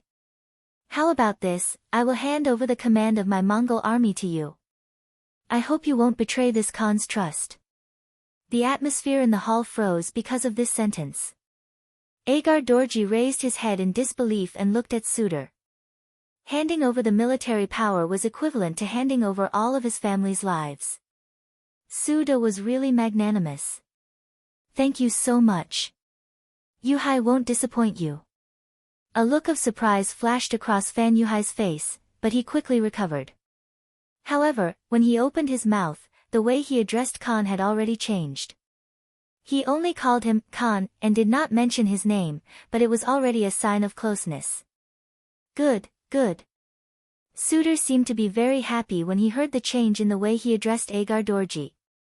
He wanted to see what Agar Dorji would choose. Agar Dorji didn't seem to hear the conversation at all. He just lowered his head and pondered. It was absolutely impossible for him to hand over his military power. He had never completely trusted a person. Back then, he didn't trust his elder brother Tuachuo Khan. Now, he couldn't even trust his own son Harar, let alone an outsider like Fan Yuhai who came out of nowhere. Agar Dorji didn't say anything. Suitor's face flashed with anger. What? I've already handed over my military power. Are you still not willing to hand over your 15,000 troops?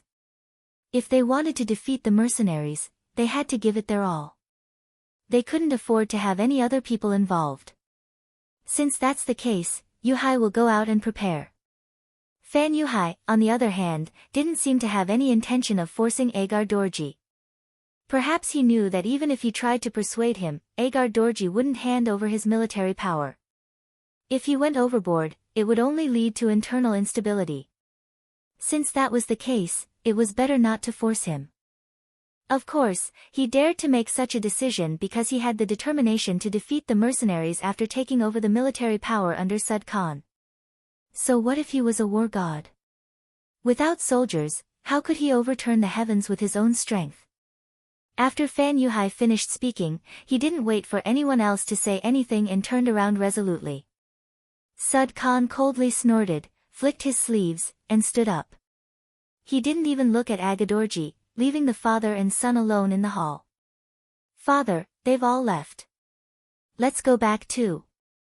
Hara Dorji saw that there was no point in staying here with his father. He reached out to help his father stand up from the chair. Sigh, it seems like we can't stay here for long. Agar Dorji sighed from the bottom of his heart as he slowly stood up with the help of his son. In the past, he had a good relationship with Fan Yuhai. In fact, Fan Yuhai was even his subordinate. The two of them had joined forces to resist the powerful Sud Khan. But now, Fan Yuhai had obviously been roped in, which caused the situation to change drastically. The previous fairness had been broken. As the weaker party, it was naturally very dangerous to stay here. Now that there was a powerful enemy in front of them, no one would do anything to him. But what if the mercenaries retreated? Then it would be time to clean up the internal affairs. It would also be time for victory and defeat to be decided. Even if he wanted to leave, it wouldn't be so easy. War had always been like this. There was no definite right or wrong. No one would talk about benevolence, righteousness, and morality. Everyone was just trying to strengthen themselves.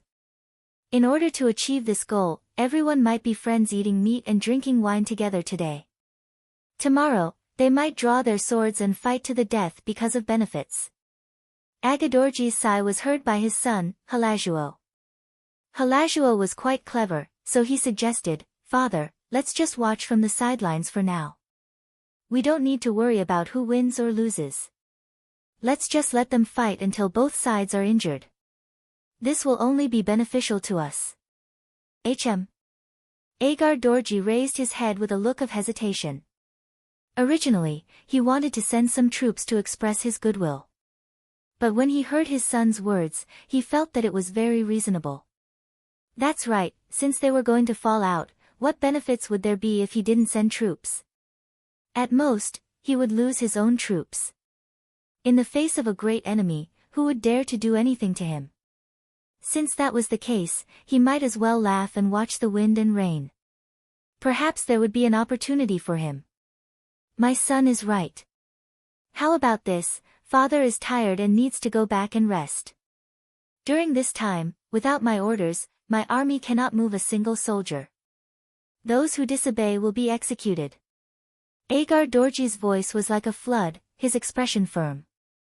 However, after saying this, his entire aura suddenly changed. It was as if he had suddenly aged a lot. Even his steps became unstable. It was as if he really needed a good rest. If such a person didn't become an actor, it would be a waste of his talent. After Fan Yuhai obtained the military power of the Mongol tribe, he immediately gathered all the generals for a military meeting. With Sud Khan at the helm, although the generals had some opinions in their hearts, they did not show it. Instead, they followed the instructions of the meeting and started to send out troops. 2 hours after the mercenaries had surrounded the city, the Mongol army finally reacted. Troops with all sorts of flags came out of the city and formed a huge formation 5 miles in front of the city. Looking from afar, it looked like a sea of black, giving people a feeling that they were endless. In comparison, the 10,000 mercenaries that surrounded the city appeared to be a little weaker. However, when some people felt uneasy, they couldn't help but look at the war god's banner above the main formation. When they saw the more than 100 black riders below the banner, they felt reassured. As long as the war god was here, they wouldn't be afraid of any opponent or enemy. Even if the enemy outnumbered them by a few times, it would still be the same. The war god had such a godly power. Yang Qindong rode on the white dragon horse and stood in the middle of the formation. He used his binoculars to look at the Mongol cavalry coming out of the city. A hint of a smile flashed past his eyes. His gaze then became resolute as he calmly said to the flag-bearer, "Order the entire army to prepare for the enemy's charge. Use guns from afar and arrows from close range. Don't get entangled with the enemy." The flag fluttered high up in the air. After this order was passed down, the independent division and the various regiments followed his orders and made their defensive preparations. The 6-gun battalions of the independent division had already been broken. They were split up in front of the other regiments. Just like that, each regiment only had 1 gun battalion. However, they were split up evenly. This also calmed the hearts of the soldiers, and they would not panic because of the enemy's charge. Outside the city, the Mongol army was gathering. They were constantly moving. To split up all the cavalry within 5 miles of the city was not possible. As such, the first to charge out were Lu Duo and Zamubala. Zamubala was one of Sud Khan's generals, while Lu Duo was a general that Fan Yuhai had personally trained. The two of them each brought 5,000 cavalry and guarded the left and right sides of the army. Within the army, Fan Yuhai's gaze had already landed on the city gates many times. However, he still did not see Agar Dorji's subordinates come out. He could not help but sigh as he said viciously, "Since you want to sit on the mountain and watch the tigers fight, don't blame me for settling the score with you after this." At this moment, Fan Yuhai had already developed a killing intent towards Agar Dorji. The two of them were not familiar with each other, and it was only because they wanted to integrate better that Fan Yuhai acted like he was inferior. He even expressed that he was willing to respect Agar Dorji, which was why he joined this alliance. However, right now, he had already gained Sud Khan's trust. Since that was the case, the stepping stone from before was no longer of any use, and it did not matter if he threw it to the side or stepped on it again. Although his heart was filled with killing intent, his expression did not change at all. Fan Yuhai raised his head and looked at the mercenaries in green uniforms 5 miles away. He raised his right hand and said, "Sound the drums." The left and right sides send out 1,000 cavalry each to test the waters. Dong dong dong, the sound of the drums shook the heavens, and every beat seemed to be able to strike one's heart, causing one's heart to swell with excitement. Under the sound of the drums, 2,000 Mongol cavalry slowly came out from the left and right sides, advancing step by step. Order Captain Windchaser and Captain Suhi to send out 1,000 cavalry each to engage the enemy. Tell them that this young master will be watching over them and waiting to give them rewards. Yang Qindong looked at the number of enemy troops and his expression was calm. Since the enemy had only sent out 2,000 cavalry, there was no need for them to use their guns. They would just have a battle of cavalry against cavalry. Chapter 829. Yang Qindong knew that this was just a test between the two sides. If he didn't even dare to fight with such a small amount of cavalry, it was inevitable that the morale of the army would be affected. Thinking of all the things that would happen next, if the morale of the army was affected now, then it would be even more difficult to handle. Rather than anything else, it was better to fight with the enemy and have a good start. The flag bearer conveyed Yang Qindong's order. After Zhui Feng and Su He saw the order clearly, they were extremely excited. This was the best opportunity to show off in front of the 6th young master. Usually, this was something that couldn't be obtained even if one begged for it. Now, they finally had the chance to show it off. Immediately, the 2 regimental commanders became the leaders of the vanguard without hesitation.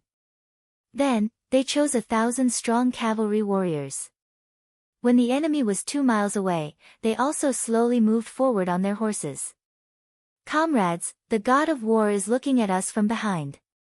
The opportunity is in front of you. How you want to perform depends on everyone. When you attack later, don't hold back.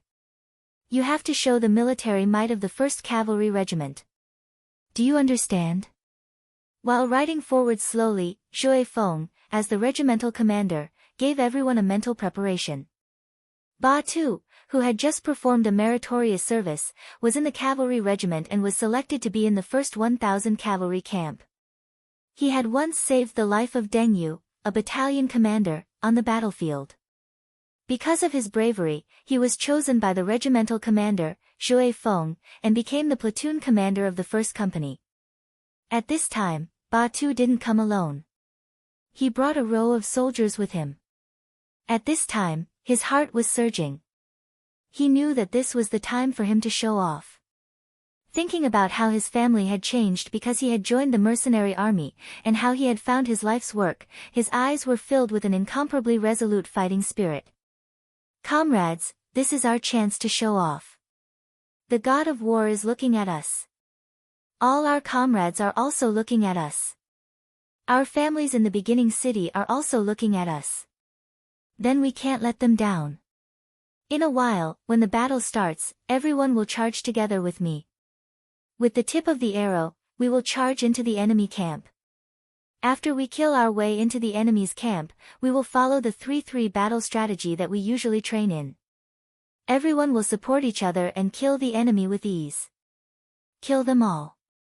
A platoon of 29 warriors said in a low voice. However, it was precisely this kind of muffled sound that was able to suppress everyone's killing intent and ensure that when the battle broke out later, they would be able to display astonishing strength. Not only Batu's platoon, but the other dozens of platoons were also secretly accumulating their strength and suppressing their killing intent, waiting for the moment to erupt. Time continued to pass, and the distance between the cavalry of the two armies continued to shrink. When the distance between the two sides was less than 2 miles, the generals of both sides gave the order for the entire army to charge. Charging 1 mile each was the minimum for the cavalry to charge. If they were any closer, they would not be able to display the flying ability of their warhorses.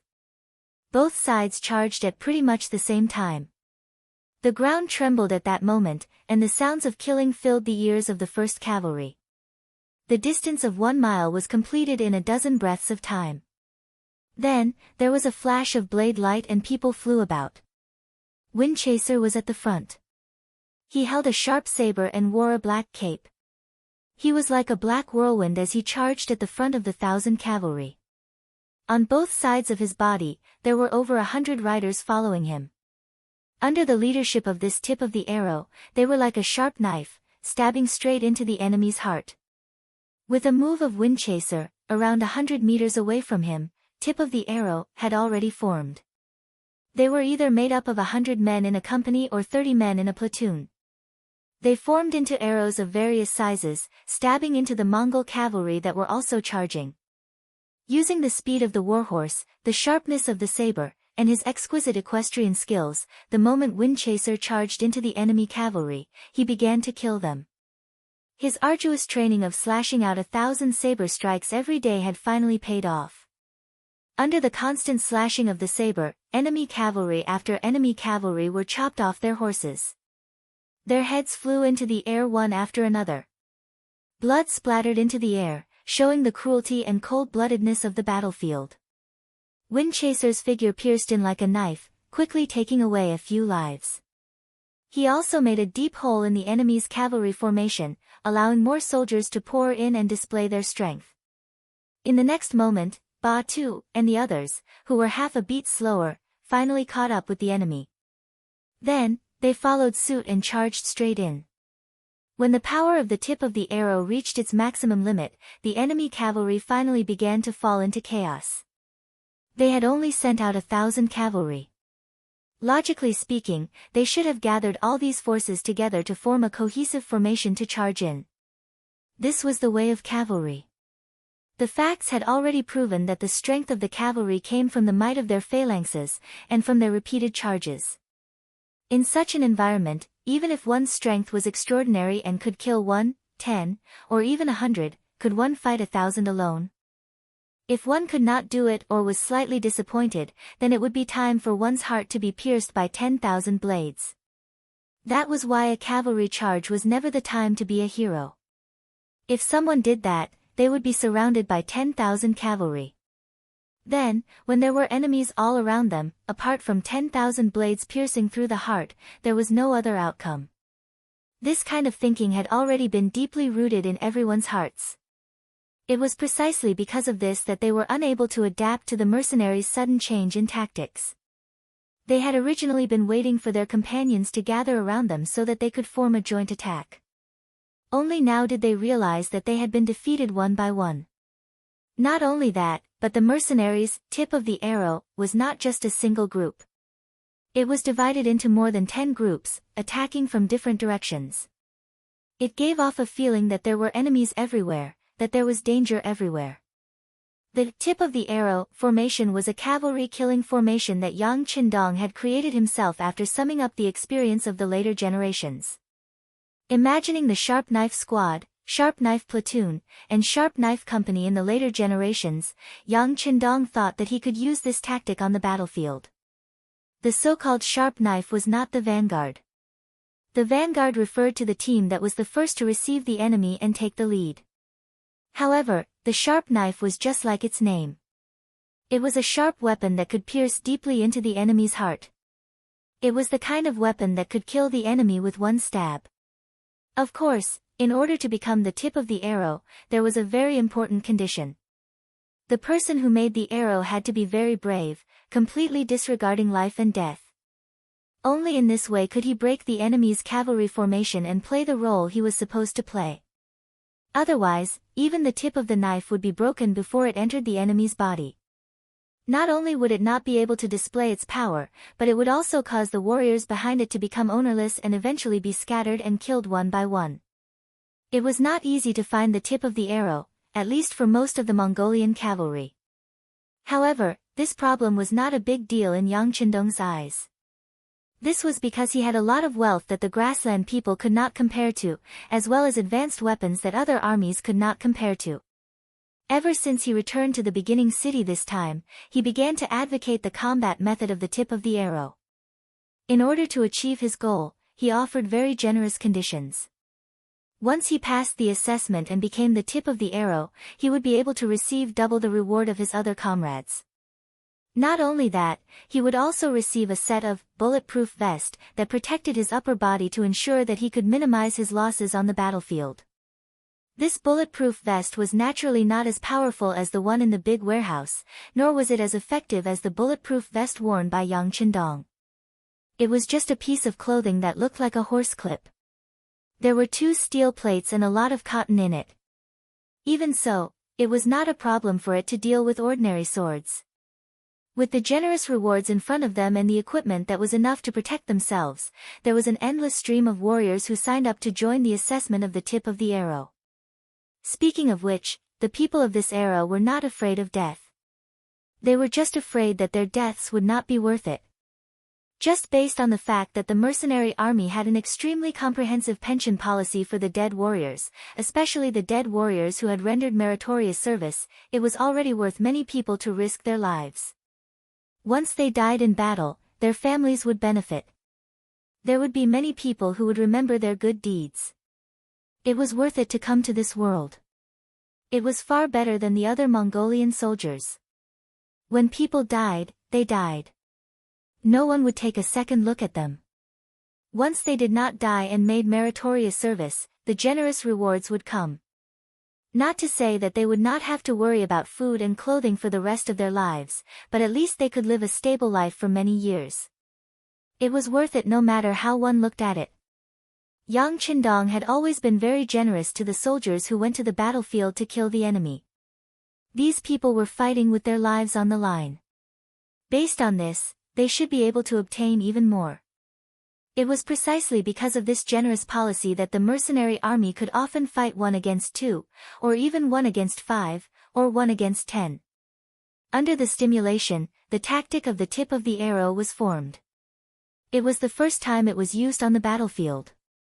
The facts also proved that this method was feasible. You were like the strongest tip of the arrow. Windchaser was the first to charge into the enemy formation.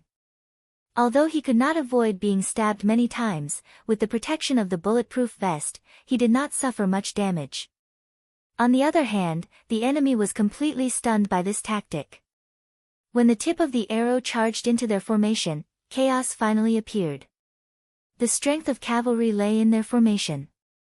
Only then could they form an advantageous charge and cause damage to the enemy. If both sides were cavalrymen, whichever side panicked first would be the first to lose. Chapter 830. The formation could no longer display the strength that it should have. Under the constant barrage of arrows, the Mongol cavalry became scattered soldiers one after another. Without anyone protecting the left and right wings, they were like lambs waiting to be slaughtered. Often, before they could even charge out for dozens of meters, blood splattered all over their bodies, and they were either injured or killed. In comparison, the Windchaser cavalry with the tip of the arrows were like nails that had sunk into the enemy camp.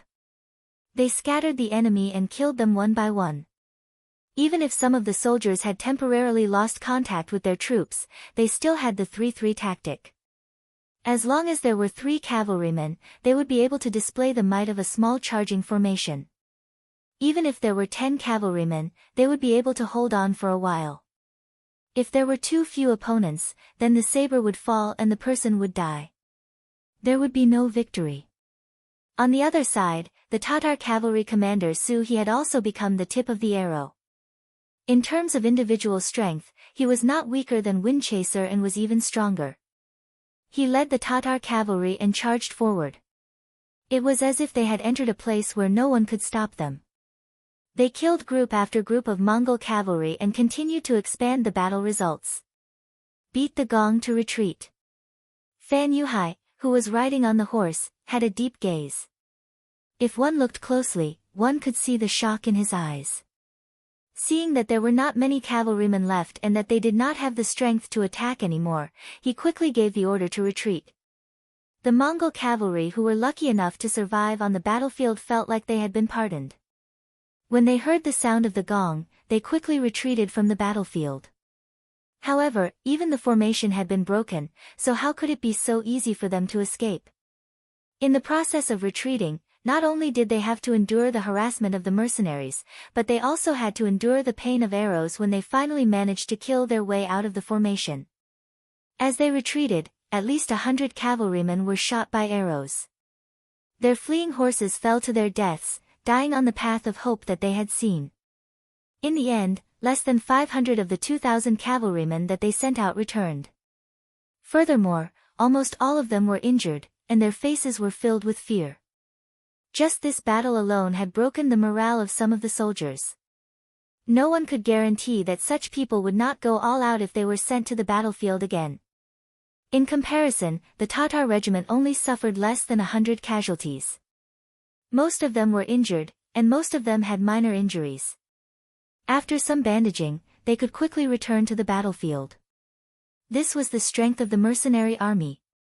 Of course, the strength of the tip of the arrow was due to the strength of the formation, and of course, it was because most of the people sent this time were veterans and people who were good at fighting. However, the victory was right in front of everyone's eyes, and no one could question it. Fortunately, this was a fighting force formed by veterans who had been through hundreds of battles. Fortunately, there was a certain proportion of new recruits and captive soldiers in the opposing mercenary army. Otherwise, if this battle continued, there would be no hope for them. Zhui Feng and Su He brought their troops back. What welcomed them were the cheers and congratulations of their comrades. For a moment, the 2 commanders and the soldiers who had followed them to battle all had happy expressions.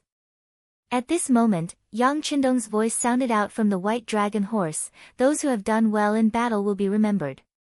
When we return, we will reward them greatly. Mighty war god! Mighty war god!" Immediately, loud cheers resounded across the land. Not long later, the cheers grew louder and louder.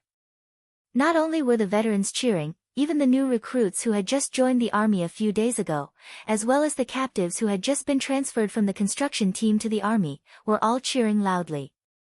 At this moment, they were quickly assimilating into the mercenary army. They were experiencing what it meant to share glory and loss. When the shouts reached the other side, the expressions of the Mongol cavalry became very ugly. Before, there were some people who had looked down on the Mongol cavalry because of the Battle of Yendu a few days ago. They thought that the legendary powerful mercenary army was only a so-so. However, after witnessing this scene, they quickly closed their mouths. In comparison, they knew just how lucky and difficult their previous victory was. Of course, there were also quite a few generals who turned to look at Fan Yuhai, who was riding on his horse with an unchanging expression. In the previous battle, it was because they had listened to his suggestion that they were able to heavily injure the mercenary army. Now that the war god had personally appeared, they hoped that their general would be able to come up with a better plan. Fan Yuhai's expression did not change, but great waves had already risen in his heart.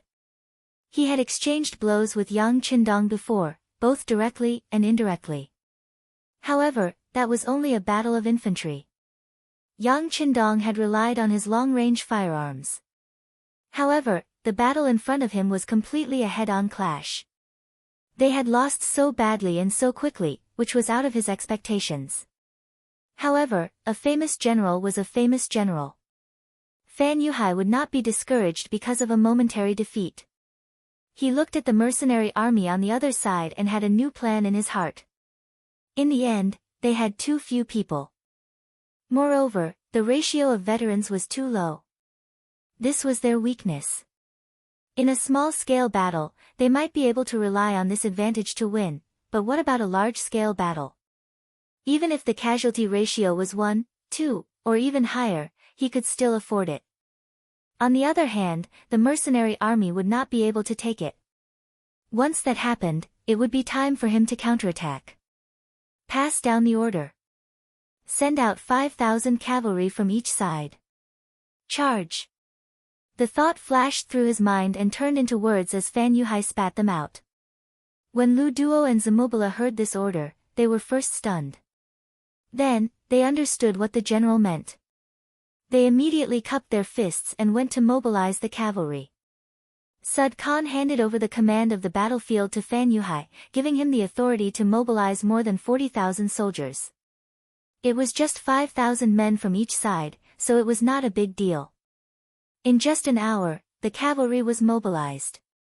Then, under the leadership of their respective generals, they slowly moved forward. Through the binoculars, Yang Qindong saw everything that the Mongol cavalry were doing. He laughed, inform everyone to defend. Once the enemy charges into the range of the firearms, there is no need to be polite. If the enemy retreats, the cavalry will charge and use arrows to greet them. Fan Yuhai wanted to use the human wave tactic to exhaust him to death. This was indeed a good move. However, it also depended on whether Yang Qindong was willing to play with him. Since he had the advantage of the firearms, why not use it? Only a fool would engage you in a one-on-one battle. Previously, he had exchanged a move with you just to raise the morale of the troops. Since he had reached his goal, it was time to toy with the enemy. The flag waved. The officers who were waiting to be called out had no choice but to suppress their desire to charge forward and fight a good battle. Instead, they began to quietly watch the performance of the musketeers. Of course, it was not that they did not do anything. Instead, they ordered their soldiers to prepare their bows. The moment the enemy retreated, they would chase after them and beat them down. Within Yunda city, the news of the Mongol army's defeat had spread throughout the city. It was obvious that some people were shocked, while others lowered their heads and shook their heads. Hiraruo intentionally walked around the streets, then returned to his father's temporary residence with a face full of excitement. The moment he entered, he shouted, "Father, father, that traitorous Fan Yuhai lost. He, I knew it. Who does he think he is?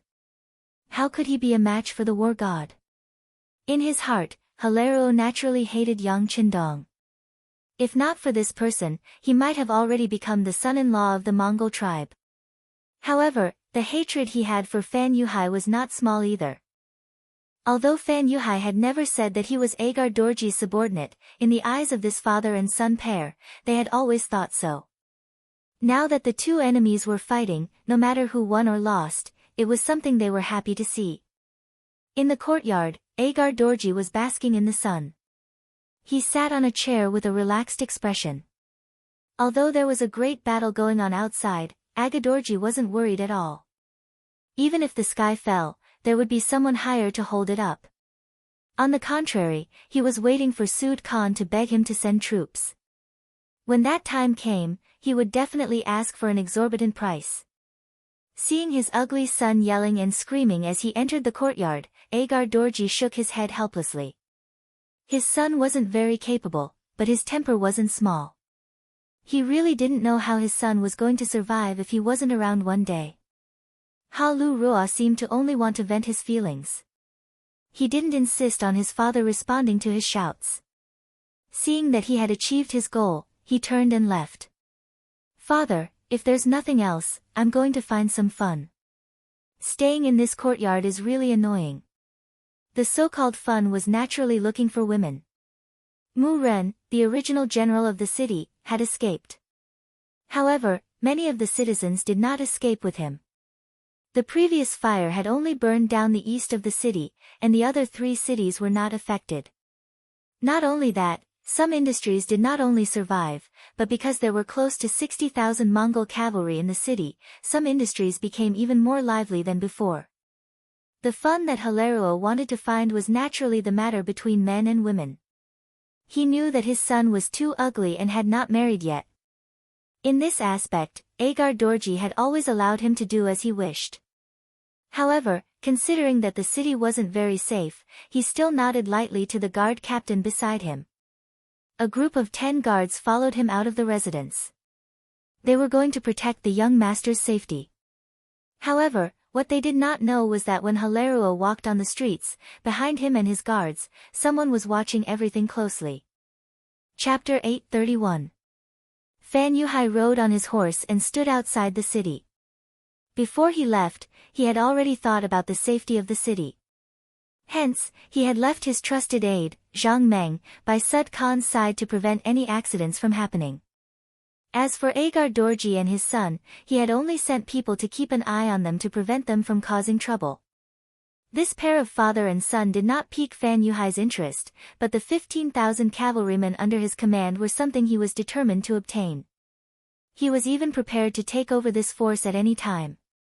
From this, it could be seen that this person had a grand plan. Outside the city, there were 5,000 Mongol cavalry on the left and right. A total of 10,000 Mongol cavalry had attacked. By the time they reached the center of the battlefield, they didn't see any reaction from the mercenaries. They did not send out their cavalry like they did at the start. This made the generals who were leading the cavalry feel confused. However, the beating of the drums did not stop, so their army could not stop. As such, they whipped their horses and charged forward. It was only a distance of 3 miles, but the cavalry charged forward for more than 2 miles. Just when they were 1 mile away from the mercenary camp, gunshots suddenly rang out. Pa pa pa. The gunshots did not stop, and the Mongol cavalry at the front fell off their horses like dumplings. 6 battalions, a total of 2,400 musketeers, squatted in front of the mercenary cavalry like a long snake, forming an impenetrable net of fire.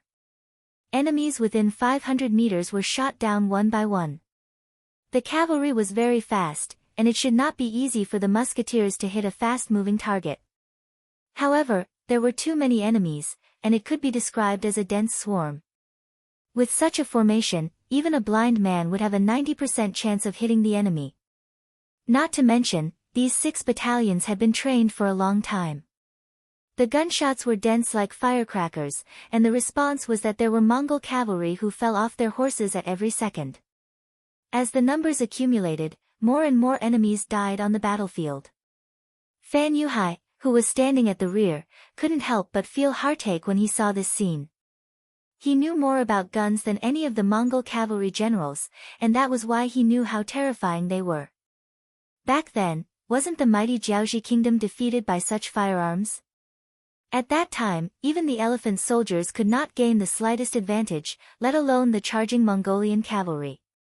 The sounds of gunfire continued, and more Mongolian cavaliers died, but they were about to close the distance of 1 mile.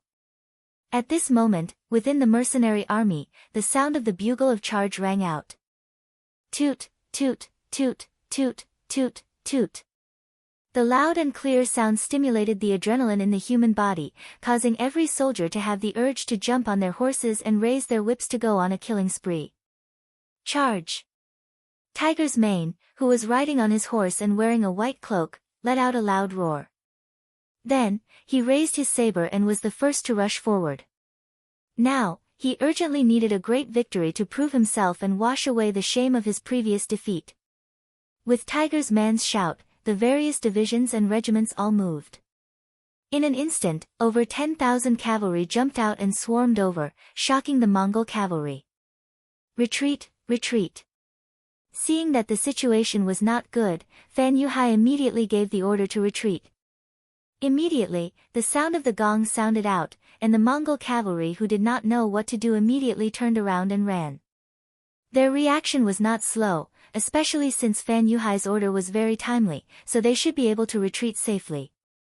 However, Yang Qindong had already given the order to make preparations. When Tiger's man and the others charged, they raised their sabers as a feint.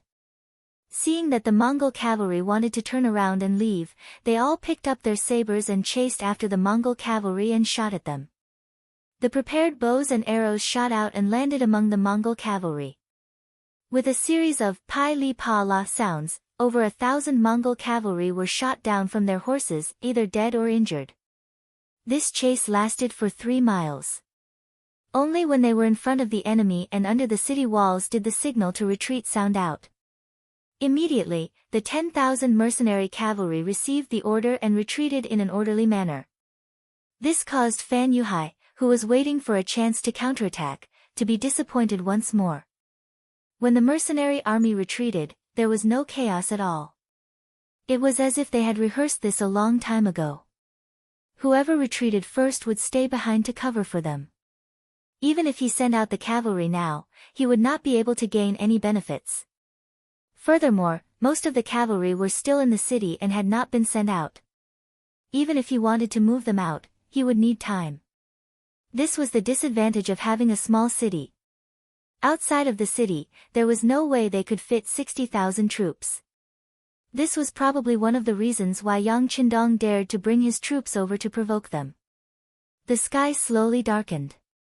In the second battle, they had not injured the enemy, but they had lost another 3,000 men.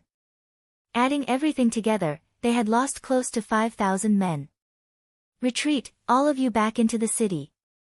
At night, we need to tighten the defense and prevent the enemy from attacking at night. Fan Yuhai's expression did not change as he said to Lu Duo and Kamoba. After that, he rode into the city and headed straight for Sud Khan's residence. When Fan Yuhai saw Sud Khan, he reported everything that had happened today. He was already prepared to be scolded. However, unexpectedly, Sud Khan did not scold him and only nodded. "And, the losses were not big.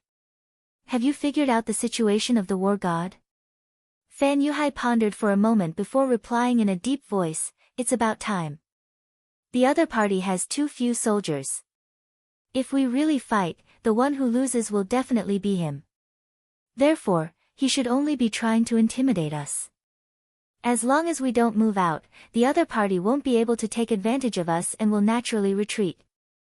"Good, then I'll leave everything to General Fan. Against the war god, being able to defend the city without losing is already a great achievement. After all, this person is too famous. Even if you want to defeat him, it won't be done in a day." Suda actually tried to persuade him instead. Fan Yuhai immediately revealed a very moved expression and said, "Yes, this subordinate will remember." Suda's generosity was partly due to his appreciation of Fan Yuhai's ability. More importantly, the cavalry that died today were not his direct subordinates, nor were they the elites of the Mongolian tribes in Mo Bay. People like them might have been herders yesterday, but today, they had become soldiers. There were many people like them in Mo Bay, so the loss of a few would not be a heartache. Fan Yuhai naturally saw this point as well. That was why he sent the cavalry that were not strong to test the enemy.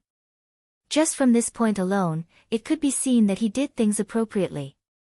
The Mongol army retreated back into the city, and the mercenaries cheered as they set up camp. They even lit up a huge bonfire. Under the light of the fire, be it the veterans, captives, or new recruits, everyone had a victorious smile on their faces. Today's 2 victories gave them great confidence. They were filled with trust towards the war god. They believed that under the leadership of the war god, victory would belong to them. Outside the central tent, there were many people moving around.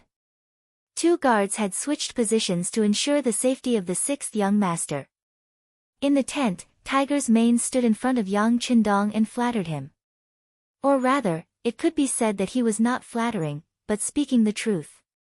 "Young master, you're just too amazing. Your formation at the tip of the arrows caused them to not know what to do. Using the musketeers against the cavalry, you used silence to stop them, effectively avoiding all sorts of problems when shooting while moving. If this goes on, before long, we'll be able to take down these Mongolian soldiers and wipe away the shame." Tiger's mane was still speaking excitedly as if he was saying something great. However, Yang Qindong suddenly raised his head. Do you really think that with our current formation, we can destroy the 60,000 Mongol soldiers in front of us? Ah! Tiger's mane was stunned by this sudden question. He stood there not knowing what to do. After being stunned for a long time, he did not know how to reply. Fortunately, Yang Qindong did not intend to make things difficult for him. He quickly answered his own question. The enemy has 60,000 soldiers, and we only have 10,000. Moreover, there are many new soldiers and captives who have not fully adapted to our military rules. Relying on this force to defeat the Mongol army is completely impossible. It was not that it was impossible, but it was completely impossible. Just from this sentence, one could see that Yang Qindong's mind was still very clear. Then, he said, the only reason we were able to obtain victory today was because the old soldiers and musketeers displayed enough advantages. If the two sides really fought, then the loser would definitely be us. This is impossible. Tiger's mane said in disbelief. Nothing is impossible. Tiger's mane, as a general, the most important thing is to understand the situation and size up the situation. Doing something despite knowing that it is impossible is definitely not something a general of an army should do. It is merely the bravery of an ignorant person. Yang Qindong's expression did not change as he continued to speak in an extremely calm manner. This time, Tiger's mane's expression changed again and again. He thought back to the defeat last time. It was because he underestimated the enemy and did not fully understand the enemy's situation before sending out his troops. In the end, he caused a huge defeat, causing the strength of the mercenary army to be greatly reduced. The sixth young master had no choice but to personally go into battle. Seeing the sudden change in Hu Mang's expression, Yang Qindong sighed softly in his heart. He spoke up once again, I have no intention of blaming you. In the previous battle, the army was defeated. Although you, as the main general, have to bear some responsibility, how many of the regiment commanders below you used their brains?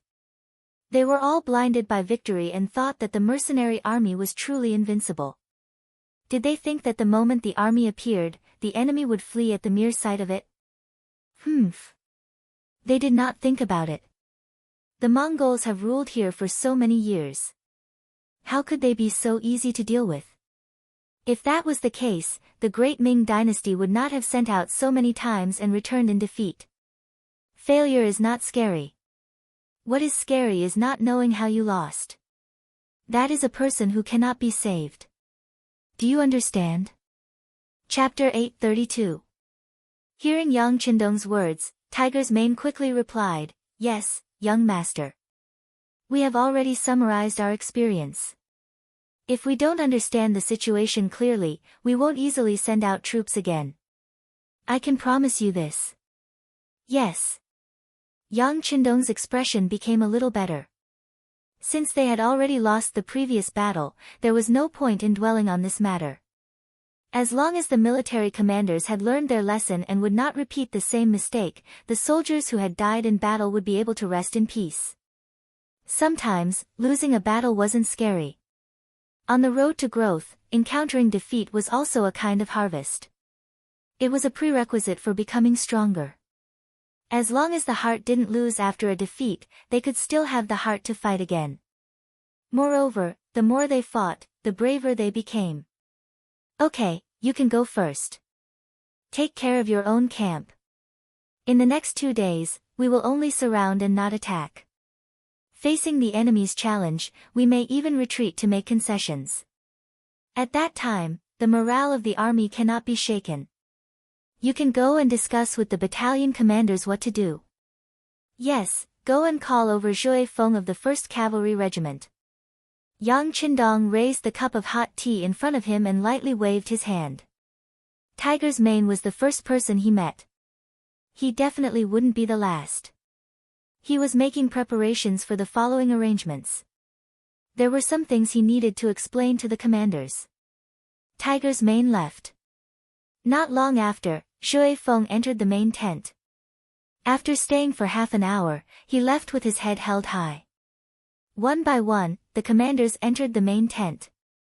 Every one of them had a private conversation with the sixth young master for half an hour or more. That night, the main tent was lit with oil lamps. It was only when the sun was about to rise that it was extinguished. When the sun rose, the various armies began to cook. Smoke rose in spirals from the chimneys. The fragrance quickly spread everywhere. The army was a scene of bustling activity. 2 hours later, the two armies that had eaten their fill began a new day of confrontation. In front of the city, Fan Yuhai rode out. This time, the cavalry behind him was even larger. From afar, the number of people had already reached 20,000. Facing a mercenary army, especially one that was personally led by a war god, from Fan Yuhai's point of view, even if the entire army moved out, it wouldn't be excessive. The cavalry formed a formation of 1,000 men, and they quickly got into formation. Following Fan Yuhai's shout, 1,000 men charged out of the camp. The one leading them was Zamubala, the valiant general of the Mongol tribe in the north of the Gobi Desert. After Zamubala appeared, he led this 1,000-man team and charged towards the mercenaries. When they were about a kilometer away, he suddenly stopped. Countless experiences and facts had told them that this distance was relatively safe.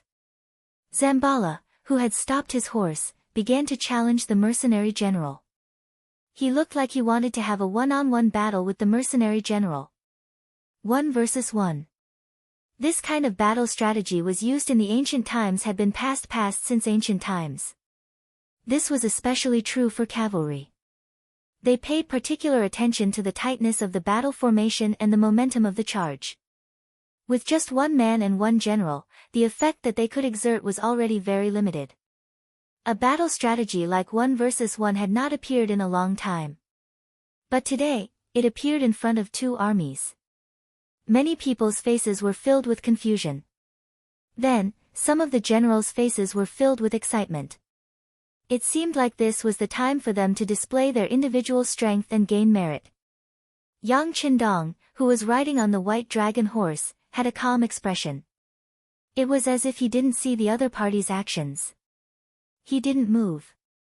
This caused many people to retract their gazes. They were originally waiting for the war god to pick their generals. But when they saw that the war god didn't move, they didn't dare to look. But there were still some brave ones who carefully spoke to their comrades. What's going on? Is the war god not letting us fight? Quiet, it's forbidden to make noise in the camp. The moment the soldiers below moved, the regiment commander standing at the front of the group immediately stopped them. A few battalion commanders also cooperated and persuaded the soldiers below, suppressing the discussion. The various divisions and regiments were all like this. Yang Qindong saw this from the corner of his eyes and heaved a sigh of relief. The results of last night's discussion were pretty good. At least the regimental commanders understood his intentions. With their suppression, the army probably wouldn't fall into chaos, but their morale would definitely drop. But this was something that couldn't be helped. The difference in numbers was too great. In order to launch the final attack, they couldn't afford to lose any of their forces. Speaking of which, last night, Yang Qindong had already thought of a countermeasure for Fan Yuhai. If the two sides' roles were reversed, he would have at least two paths to take. The first was to use the strength of the army and use the advantage of numbers to launch a fierce attack. For example, he could directly send 30,000 soldiers and then send 10,000 soldiers behind to launch an all-out attack, using the advantage of numbers to suppress the enemy. In the face of tens of thousands of enemy cavalry, even the strength of a flintlock was limited. Once they charged over, the effect of the flintlocks would be limited and it would be difficult to win this battle. Of course, if he decided to do this, he would have to pay a heavy price. From this point of view, the possibility of Fan Yuhai's choice was relatively low. After all, he only had 15,000 men under his command. He could wipe out his own army, but if he really wiped out the cavalry of the Sud Khan, the Khan would definitely not do it. If the first point didn't work, then there was only the second point left. That was to send out a small portion of the army to challenge and slowly nibble away at the strength of the mercenaries. using small victories to accumulate a big victory, then expanding the results of the battle. The advantage of doing this was that not only would they not lose too much, but they could also continuously reduce the strength of the mercenaries. And when the number of mercenaries was reduced to a certain extent, it would be time to implement the first plan. At that time, if the number of mercenaries was too low, facing tens of thousands of enemy soldiers, they could only run. These were the two methods that Yang Qindong thought of for Fan Yuhai. Looking at it now, the other party had indeed thought the same and sent out a 1,000-man team to challenge them. A 1,000-man team was naturally not scary. Yang Qindong could casually send out a commander or even a battalion commander to lead a 1,000-man team. With the sharpness of the arrows and the sharpness of the cavalry swords, they could win. But this kind of victory was impossible without paying a price.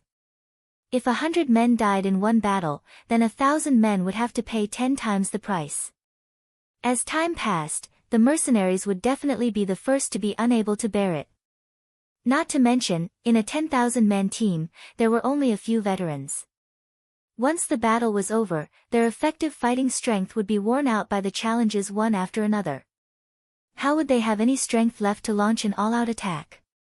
Thus, the best way to deal with this kind of challenge was to ignore it and act as if he didn't see it. And with the huge range of the firearms, the other party would naturally be helpless. The only drawback was that in the long run, the morale of the soldiers would definitely take a big hit. This was the biggest test for the mercenaries. Seeing through the other party's intentions, Yang Qindong naturally wouldn't let them succeed. Thus, there was the current strategy of not moving to deal with the changes.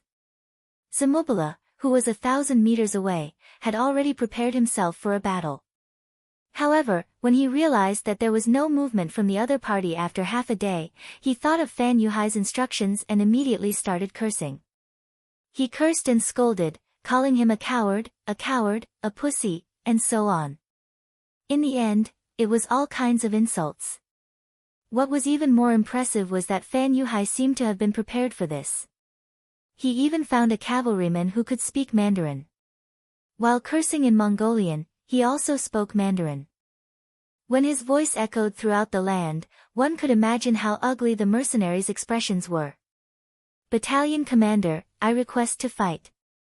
Battalion commander, I also request to fight.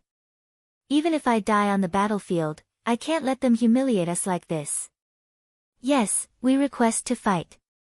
Under the scolding, some of the more impulsive soldiers couldn't hold it in anymore. Their faces turned red as they shouted with a belly full of anger. All of you, shut up. All the battalion commanders had been called by their regiment commander for a meeting last night. Naturally, they knew what to do. Although they were also very angry in the face of such a situation and even wanted to rush forward with their swords, they couldn't go against military orders. They could only obey. With the suppression of the regiment commander and battalion commander, although many of the soldiers were a little emotional, it didn't cause any chaos. Under the scolding, many of the soldiers had no choice but to shut up. But from their angry faces, they only obeyed the orders and didn't understand it in their hearts. After a round of scolding, Zamubala retreated with some disappointment. In return, an unknown young general appeared with 1,000 men. They still had the appearance of a challenge. After not getting a reply for a long time, a new round of scolding began. Naturally, it attracted a wave of dissatisfaction from the warriors and their requests for battle. Just like that, the cycle repeated again and again. The dissatisfaction of the mercenaries grew stronger and stronger. However, under the suppression of the regiment commander and battalion commander, no one dared to go against military orders. But at this moment, the morale of the soldiers had started to drop, and it continued to drop. The sky was finally turning dark, and the Mongol cavalry also started to retreat. One by one, they retreated back into the city. The mercenaries also started to set up camp. Hot meals were sent to the soldiers, but for some reason, most of them did not have any appetite. It was obvious that everything that happened today had made them very depressed, and they were very stifled by their anger. At night, after the soldiers went into their tents to rest, some of the battalion commanders finally couldn't take it anymore and stood up. They went in front of their regiment commander and asked for instructions on what to do next. There were also some battalion commanders who expressed their worries. Based on their thoughts, could they ask for instructions from the war god to fight a few battles tomorrow? If not, the morale of the soldiers would drop too quickly and it wouldn't be easy to lead the troops. The oil lamp in Yang Qindong's main tent was still lit. Yang Qindong closed his eyes and wore a large cloak as he sat on a chair beside the stove. But even until dawn, he didn't see any regiment commander come forward to request to fight. Chapter 833. When the sky started to brighten, Yang Qindong, who had been resting with his eyes closed, opened his eyes. He then chuckled and muttered to himself, "Not bad, not bad." Tiger's Mane and the other commanders did not come to complain to him. This proved that they could still control the army. Just based on this point, he was not disappointed. But after laughing, Yang Qindong looked outside the tent that was already bright and couldn't help but shake his head. Today is also a difficult day. Just as they had expected, after both sides got into formation again, the Mongolian cavalry's challenge began again. Just like yesterday, there were still groups of 1,000 men walking out. They were shouting and cursing, and all sorts of insults were thrown out. Those insults were as unpleasant as they could be, and once again, it caused the soldiers below to angrily rebuke and request for a fight. In fact, it was even louder than yesterday. Left with no choice, the battalion commanders had to order a few of the shouting soldiers to be captured and brought into the tent. Only then did they suppress the soldiers' anger. However, anyone could tell that this was just a stopgap measure and not the final solution to the problem. On the contrary, if they captured too many of these people, the ones left would probably be a bunch of weaklings. If these soldiers were to be used as the main force to kill the enemy, their might would be weakened by 30%. Below the city walls, Fan Yuhai looked at all of this with great interest. He was in a good mood. In this battle, the mercenaries had too obvious a weakness, and that was that they had too few soldiers.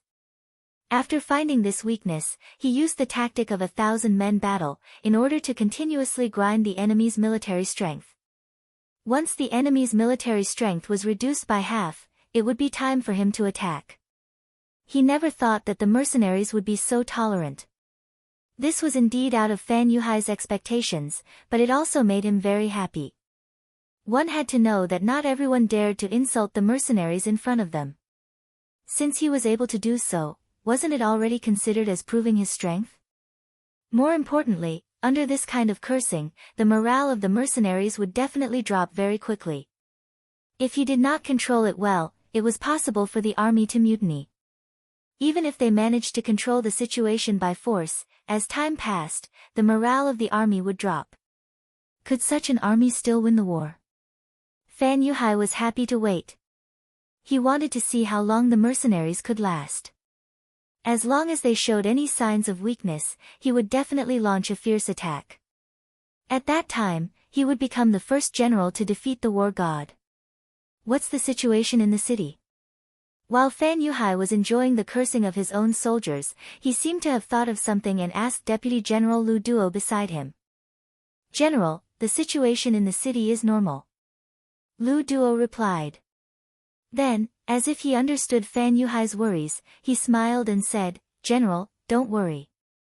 Although the defense of Jiangdu city is very tight, the mercenaries will not have any chance to steal the city." "Yes, I'm not worried about them stealing the city. I'm worried about other things that we don't know about," Fan Yuhai said in a deep voice. Could it be that the mercenaries were here to scare them? Did they want to scare them away and regain their face? Once they couldn't scare them, they could only hold on like this. But this didn't seem like the style of the war god. But if there was another purpose, what could it be? Fan Yuhai couldn't figure it out.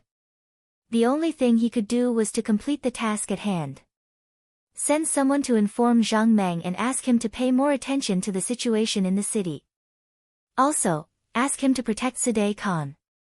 We must not give Agadorji any opportunity. Fan Yuhai couldn't think of what else the mercenaries might do. He could only order Lu Duo. What he didn't know was that there was a saying in ancient times to take the head of a general from an army of 10,000. There was also a term in later generations called Operation Decapitation. Operation Decapitation was the real purpose of Yang Qindong this time. The soldiers outside the city were all serving this military goal and mission. As early as when the Wolf Fang Special Forces was just established, one of the main military tasks that Yang Qindong gave them was to decapitate. The commander was the commander of an army. Once the news was spread, it would completely destroy the other party's command center and will to resist. The image of, to catch bandits, first catch the leader, hit the snake where it hurts, reflected this idea. The elements of Operation Decapitation were speed, accuracy, and cooperation. Even if the number of enemies this time was several times their own, the effect of ordinary means could be too small. Especially with a famous general like Fan Yuhai, it was even more difficult to win with wisdom. Therefore, Operation Decapitation became Yang Qindong's first choice. Compared to the mercenaries who had guns and even cannons, the existence of the Wolf Fang Special Forces was still very secret.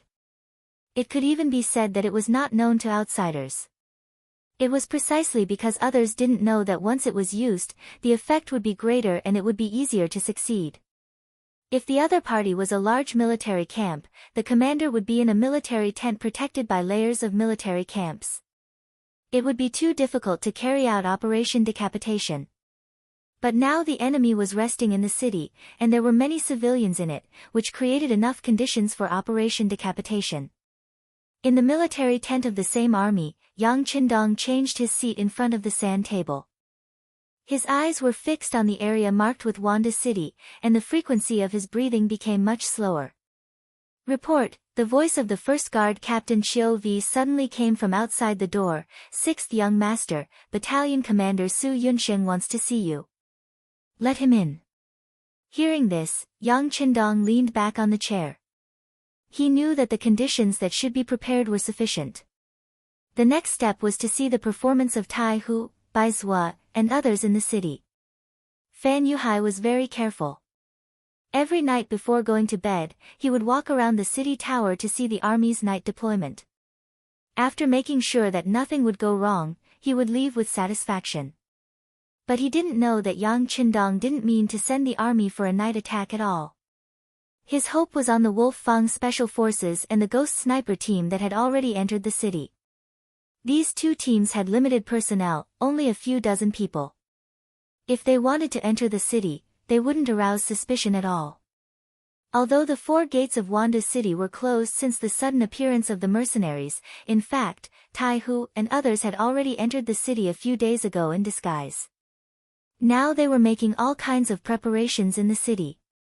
If words had to be used to describe it, it was like Sun Wukong who got into the belly of Princess Iron Fan and was ready to make a big scene. Even during the war, there was no curfew in Wanda City. They were different from the great Ming dynasty. They never had such a saying and consciousness. Therefore, even though the sky was completely dark and it was already midnight, one could still see some shops on the streets lit up by oil lamps. There were also some figures walking back and forth on the streets from time to time. The Drunken Pleasure House was the largest and the best business in the city. It was also the largest brothel in the city. In a private room, the 2 teams of Tai Hu and Bai Zhua, who had been dressed up, were drinking here. At the same time, they were also discussing tonight's action. Beside them, 2 women wearing revealing clothes and heavy makeup were sleeping. No one would have thought that in a place like this, there would be people who spent money but didn't buy sex. Not to mention that they were on a mission, and not to mention that these 2 women were too ugly to look at. Their military discipline didn't allow them to do this kind of thing when they were on a mission. So the 2 of them didn't even look at the 2 women who had fainted after drinking the knockout drug. Instead, they lowered their voices and made plans for the night. The army has been out for 3 days. This is the deadline that the 6th Young Master set for us. We must act tonight. How are the preparations on your side? Bai Zhuo was half lying on the table. He looked at Tai Hu who was close by and asked in a low voice. Everything is ready. Skinny Monkey and King Kong are watching that kid.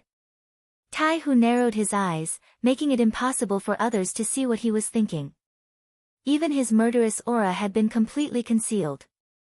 The sixth young master once said that a real assassin wouldn't reveal a trace of murderous aura. If they couldn't do this, then they were unqualified. Now, Tai who had entered this realm. Good, then I'll wait for you to make a move. After Baizhua said this, he poured a cup of wine on himself. Then, he walked out of the room with a strong smell of alcohol. At this time, the drunken pleasure house was the best time to seek pleasure. Rashly leaving would attract the attention of people with ulterior motives. However, the smell of alcohol was completely different. It was the best cover. After Baizhua left, Tai Hu also stood up. Then, he put his right hand to his mouth and whistled. Naturally, people with ulterior motives could hear it. However, for those who were drunk, this sound wouldn't attract the slightest bit of attention. They would only think that a wanton person was doing something rash. After the whistle sounded, in the best private room of the drunken pleasure house, a man who was sleeping with two women in each arm suddenly felt a chill on his neck. Then, a piercing chill rose from his heart. Instinctively, he reached out to grab the dagger under his pillow. "Hala, if you're a young master, why struggle? You should know that since I've come here, I naturally won't give you any chance."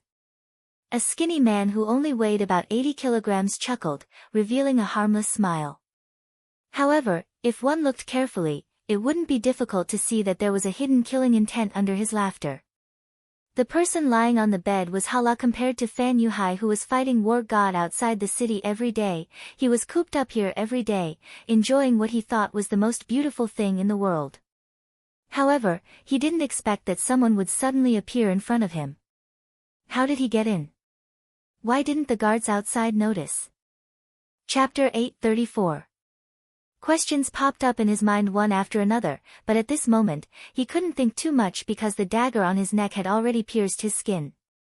The feeling of blood flowing down his skin was like a worm crawling on his skin. Feeling that his life was in danger, Haliruo's face changed. Compared to other people, he was more afraid of death. Especially after enjoying so much in the world, he was even more afraid of death. He was afraid of losing everything. "Brother, don't be impulsive. What do you want? Whether it's money or an official position, I can give it to you. Presumably, you already know my identity. I can satisfy you." Seeing Hilario's cooperation, Skinny Monkey-like couldn't help but nod. "Very good, I like to deal with smart people. Tell me, where is the crude oil in the city, and what's the password for tonight?" "Crude oil? You? Who are you?" Haliruo's face changed greatly. Whether the other party wanted money or an official position, he believed that he could satisfy them. But when it came to crude oil, he had to be careful. Because that thing was something that even his father didn't want to provoke. As for the identity of the person who inquired about the crude oil, it seemed like it was about to be revealed. The dagger slid down and suddenly reached the dark fatty's chest. Then, it stabbed lightly. Haliruo immediately felt a bone-piercing pain, causing his face to contort in pain. At this moment, the skinny monkey-like man's voice sounded again. "It seems like you still don't understand the situation. Since that's the case, I'll leave a mark on your body." No, I'll tell you everything." Knowing that his life was in the hands of others, Haliruo didn't dare to play any tricks. He hurriedly begged for mercy and told the skinny monkey-like man the location of the crude oil. "It's in the warehouse in the west of the city. That used to be the city's granary. Take me to see it. Remember, kid, don't play any tricks. Otherwise, I promise I'll take your life before you can shout." The skinny monkey-like man's voice sounded again. The warehouse in the west of the city was where the crude oil was located. But without seeing it with their own eyes, they couldn't be at ease. Trembling, Haliruo put on his clothes and opened the door. As soon as he stepped out of the door, he saw the 4 guards guarding the door. When they saw the young master walk out, they quickly lowered their heads and saluted. However, when they saw the skinny monkey-like figure, the 4 guards couldn't help but reveal a trace of confusion in their eyes. They had been watching outside the door and didn't see any man enter this room. Where did this person come from? How could they know that one of Skinny Monkey's specialties was the bone shrinkage skill? Although the gap in the window outside the door was not very big, it was enough for him to use his unique skill to enter. What are you looking at? If you keep looking, young master will dig out your eyes. When the skinny monkey-like figure noticed that the 4 guards were looking at him, he glared back fiercely. At the same time, he gently applied some force to the dagger behind Hararuo's waist. Cough, don't look around. She's one of us. Although he could speak freely now, he knew that if he said something he shouldn't say, the first one to fall would be himself. As soon as he said that he was one of them, the 4 guards immediately showed a look of understanding. They lowered their heads slowly with an expression that said, "We understand." Clearly, they had misunderstood and thought that their young master's taste had changed. He no longer liked women, but men. Angered by the 4 guards' gazes, Haliruo really wanted to shout, "Your young master doesn't have any other hobbies. Even if he did, he wouldn't like such a skinny man." Of course, he could only think these words in his heart. Shou Ho accompanied the young master and the 4 guards as they walked towards the entrance of the drunken pleasure house. Along the way, many girls greeted him warmly, but because he had something on his mind, he did not reply to any of them. Haliruo only had one question in his mind. When he left the door, there would be 6 more guards. At that time, would they be able to turn around and attack him? Haliruo couldn't guess if these people would kill him after achieving their goal. So if there was a chance, he would definitely give it a try. And this thought disappeared as soon as he walked out of the door and met up with the 6 guards at a street corner. Not for other reasons, but because of the sudden appearance of 3 strangers. The short blades in their hands danced, and in a few moments, the seemingly tall and strong guards were all killed on the ground. And the other side only had 4 people, including Skinny Monkey. The 10 guards didn't even have time to figure out what had happened, and all of them died from fatal injuries. All of this fell into Haliruo's eyes. He immediately said in horror, You just want to look at the oil, not kill people, right?" "Of course not." The skinny monkey-like man chuckled. "If you're obedient, I won't kill you. I can assure you that I won't kill you. Alright, now that there are no more annoying flies, we can go." The 10 corpses were thrown into an inconspicuous corner in the darkness. Haliruo, with 4 guards following behind him, headed straight for the warehouse in the west of the city. Along the way, the soldiers sent by Fan Yuhai and his father, Agar Dorji, were all taken care of one by one. Perhaps they thought that they were hiding very well, but in front of the well-trained and inhumane Wolf Fang members, their every move was magnified like a magnifying glass. As they made their way to the warehouse in the west of the city, Haliruo was still waiting for something to happen. He knew that his father had secretly arranged for people to follow him. As soon as they appeared, he would seize the opportunity to escape.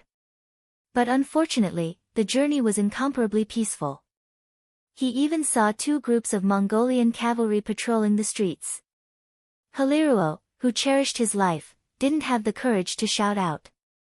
Since Skinny Monkey had sworn an oath to longevity heaven, he had no choice but to believe him. It had to be said that Wolf Fang had chosen the right person. A person who was extremely afraid of death would definitely not play around with his life. Just like that, the 5 of them successfully arrived at the warehouse.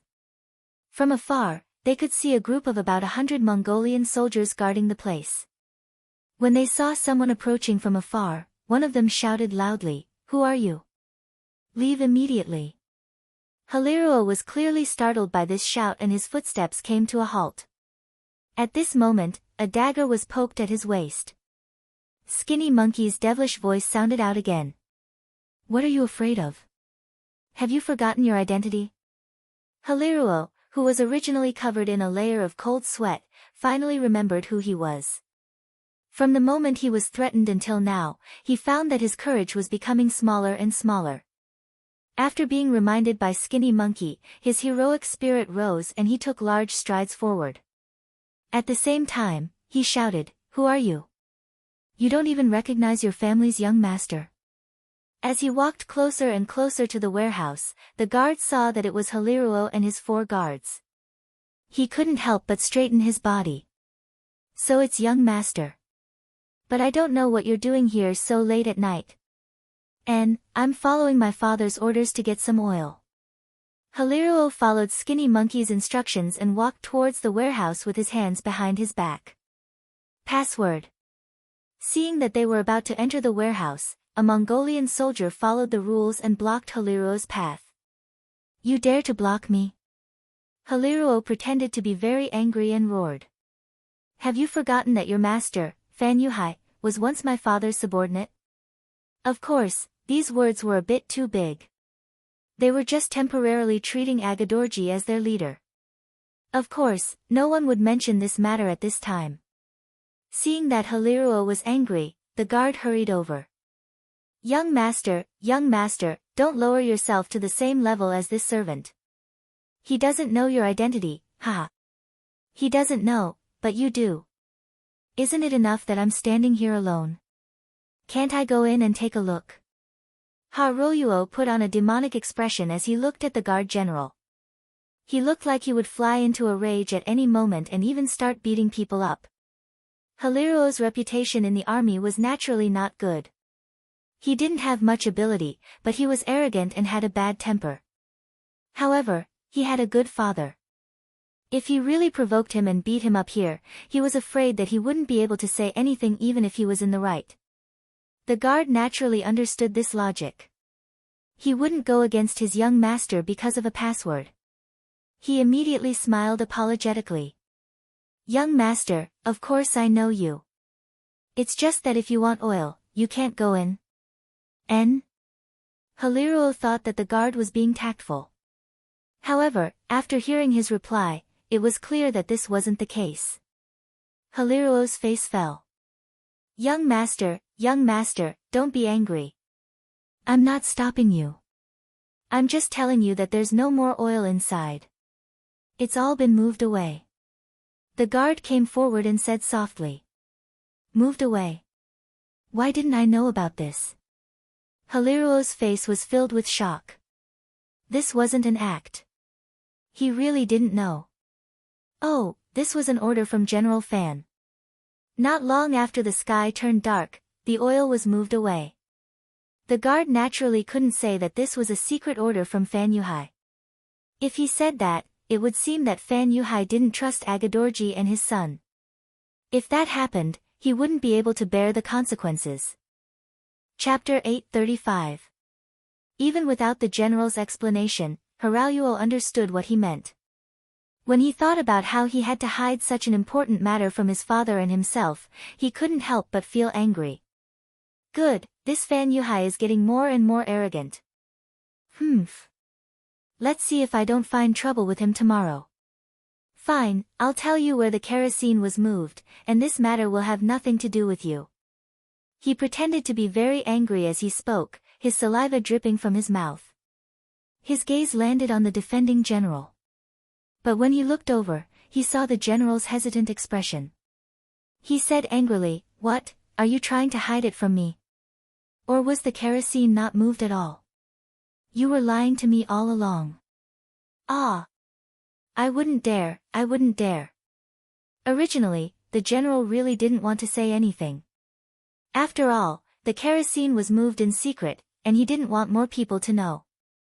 But since Haraluo had said so, if he didn't tell him the truth, he would really offend him. Helpless, he took a step forward and carefully said a place. "Oh. So it's there." Haraluo nodded in surprise, then looked at the general and said, "Fine, I'll believe you for now. If you're lying, don't blame me for taking care of you." I wouldn't dare. But young master, I'll have to trouble you not to tell anyone that I told you this. Otherwise, I'm afraid General Fan will beat me up." As he spoke, the general cupped his hands and begged for mercy. "Don't worry, I won't say that you told me. I'll just say that I found it myself." "Alright, I'm leaving."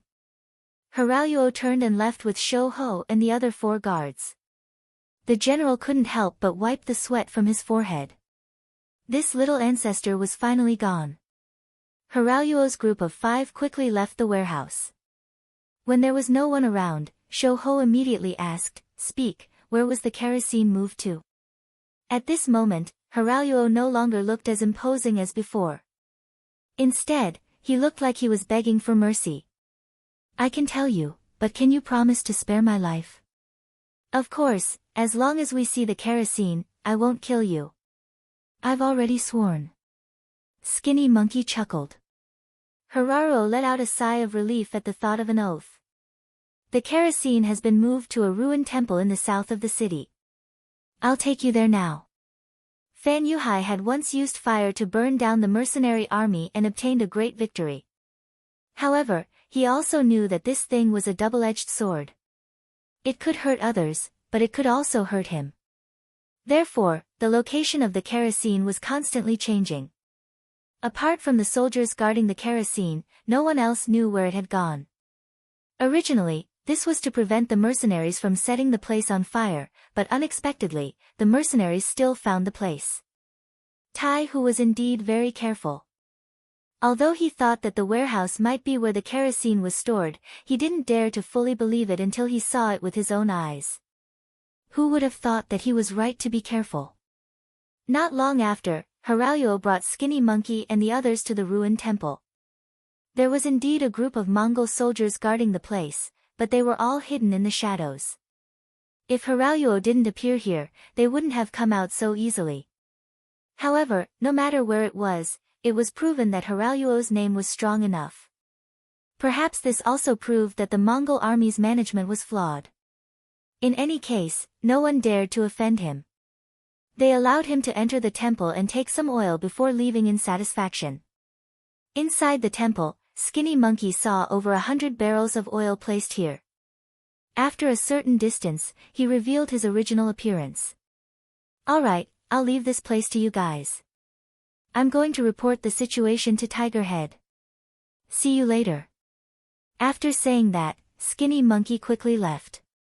Hiralyuo wanted to stop him, but another tall guard, nicknamed King Kong, stepped forward and blocked his way. "Kid, are you ready?" King Kong sneered as he played with a sharp dagger in his hand. Sensing danger, Hiralyuo's face turned pale. "You! What are you doing?" "He said he wouldn't kill me just now." "That's right, he won't kill you. Otherwise, he wouldn't have left so quickly." "But I didn't say I wouldn't kill you, did I?" King Kong was still smiling, but the killing intent on his face was getting heavier and heavier. At this moment, his killing intent was revealed. He couldn't wait any longer. This person in front of him had caused trouble for the 6th young master more than once. In Wolf Fang's eyes, such a person deserved to die. You're despicable." Seeing that they were about to hit him while he was down, Hiralyuo wanted to shout. Even if he died, he wanted to make some noise and attract attention. Unfortunately, his reaction was still a little too slow. The moment he opened his mouth, he felt a sharp pain in his chest. Then, all the strength in his body seemed to have been sucked out at this moment. With a face full of depression and regret, he ended his life just like that. Hiralyuo was dead. After his death, Skinny Monkey quickly returned to the drunken pleasure house. He found Tai Hu and reported the new situation. He thought that it was a close call. Fortunately, he went to take a look. Otherwise, he was afraid that he would have made a big mistake. "I already know what happened. Inform the brothers to stay away from the ruined temple and hide. Also, inform Captain Bai Zhua and the others that we will begin the operation in half an hour." The cold wind whistled. Although it was spring, the early spring in the grasslands was still very cold at night. Yang Qindong, who had just taken a nap, was woken up by the radio operator, Wang Shan. After reading the contents of the telegram, he laughed coldly and said, "Good, Tai Hu and the others have done a great service. How about this, immediately call Tiger's Mane and all the other commanders over for a meeting." In the middle of the night, the mercenary camp started to get busy. One by one, the commanders walked into their tents with faces full of suspicion. When they came out again, their faces were filled with excitement. Not long after, the entire camp started to move. However, this time, no one blew the whistle. The soldiers in their tents were all quietly woken up. The movements of the mercenary camp did not attract the attention of the enemy. This was also due to the tyrannical style of the reconnaissance unit. In order to ensure that they would not be attacked, they would usually place their sentries far away. Slowly, the Mongolian army had gotten used to it. Since they had no intention of attacking the camp, they retreated further and further, losing the ability to observe the movements of the mercenary camp at night. The half hour was about to pass. The various regiments and various ranks of soldiers walked out. They mounted their horses and held their blades. They were densely packed and waited in the cold wind. The commander of the reconnaissance battalion, Su Yunsheng, appeared again. Following Yang Qindong's shout, 2 100mm regimental mortar-caliber mortars were delivered in front of everyone. In order to deliver the 2 cannons, Su Yunsheng had personally escorted them. They had arrived 3 days later than the army, but it had to be said that the timing was perfect. Get ready. Looking at the 2 black cannons, which gave off a chilling feeling, Yang Qindong lightly nodded his head towards Qiu Vi and Dao Shao. These 2 captains had often followed him to test the cannons. Before he had an official artillery unit, they could be considered as qualified candidates. According to the target coordinates that they had obtained before, the 2 cannons were adjusted to the best position after being verified. Then, 2 shells were loaded into the barrels of the cannons. After that, the 2 captains turned their attention back to Yang Qindong. He took a deep breath. For tonight's counterattack, he had waited for 3 days. Of those 3 days, he had allowed the other party to insult and abuse him. Now, everything was about to end. From the time when Tiger's Mane and the others were burned to ashes to this time, only 11 days had passed. He was about to get his revenge. Fire! Under the gazes of all the soldiers, Yang Qindong's shout rang out. Following that, 2 intense and dazzling flames soared into the sky. They flew straight towards the ruined temple in Wanda City, which was tens of li away. The cannonballs flew across the night sky like shooting stars. This scene was seen by some of the Mongolian cavalry who were guarding the city. However, before they could react, 2 loud explosions rang out in their ears. Then, flames soared into the sky. Following that, explosions rang out one after another. The cannons bombarded the oil, causing a chain reaction. Flames soared into the sky and explosions rang out incessantly. Looking at this scene, Yang Qindong raised his hand and shouted, "Blow the bugle call. Everyone, charge! Charge!" The more than 10,000 mercenary cavalrymen couldn't wait any longer. With loud shouts, they galloped forward on their horses and charged straight ahead. The 2 remaining mortars adjusted their angles and aimed at the south gate of Wanda City and continued to fire. They wanted to clear a path for the mercenary soldiers. In the city, the loud explosions sounded like an earthquake. Khan Sud immediately put on his coat and rushed out of his room. He stared at the ruined temple in disbelief. His eyes widened as he thought to himself, "It's over, it's over." However, something even more frightening happened. Just as he was standing in front of the door and lamenting, a small flame suddenly flashed and entered his chest. The powerful recoil directly knocked Khan Sud to the ground. This sudden unforeseen event attracted the loud shouts of several of the soldiers around him. The decapitation operation had begun. At this moment, it wasn't just this place. Gunshots rang out from several enemy generals' residences. The phantom members who had been lying in ambush for a long time fully displayed their strengths, firing bullet after bullet into the chests of the targets they had long imprinted in their hearts. Chapter 836. One of the targets was Agar Dorji. However, for some reason, the bullet that should have hit his chest only hit his shoulder instead. Fresh blood gushed out from the wound, causing Agar Dorji to scream in pain. "My lord, my lord." The soldiers ran over and surrounded Agar Dorji to prevent anyone from hurting him. At the same time, they looked around vigilantly, searching for the assassin. But how could they know the power of a sniper rifle? A sniper more than 1,000 meters away was already beyond their knowledge. How could they still find him? Not to mention, the city was already in chaos. This was the best cover for them. Stop shouting. I'm not dead. Quick, inform the other generals. Retreat, retreat. Agadorji felt the pain coming from his right arm as he gave orders to his bodyguard beside him. My lord, are we not going to defend the city? One of the soldiers asked an idiotic question. Defend my ass. Don't you see? The fire has already started, the people's minds are in chaos, the city cannot be defended. All right, go inform the other generals, we are retreating in the direction of Guangwu town, quickly. After Agadorji shouted these words, he finally fainted from the pain. Following that, everyone was busy shouting. However, even at this time, there were still some bodyguards who didn't forget to go to the Drunken Joy Pavilion. They wanted to find the young master and let him take charge of the situation. However, the reality only proved that this was just a beautiful idea. Fan Yuhai was also attacked by the beheading operation. Regrettably, this person's residence was a little too remote. Perhaps because he was naturally vigilant, his surroundings were filled with his personal guards who had followed him since the Jiaoji period, making it impossible for Baizhua to approach. In the end, he could only choose to set up an ambush at a distance of 1,600 meters. But to be honest, at such a distance, the effectiveness of a sniper rifle was very low. Captain Baizhua was the one who personally carried out this mission.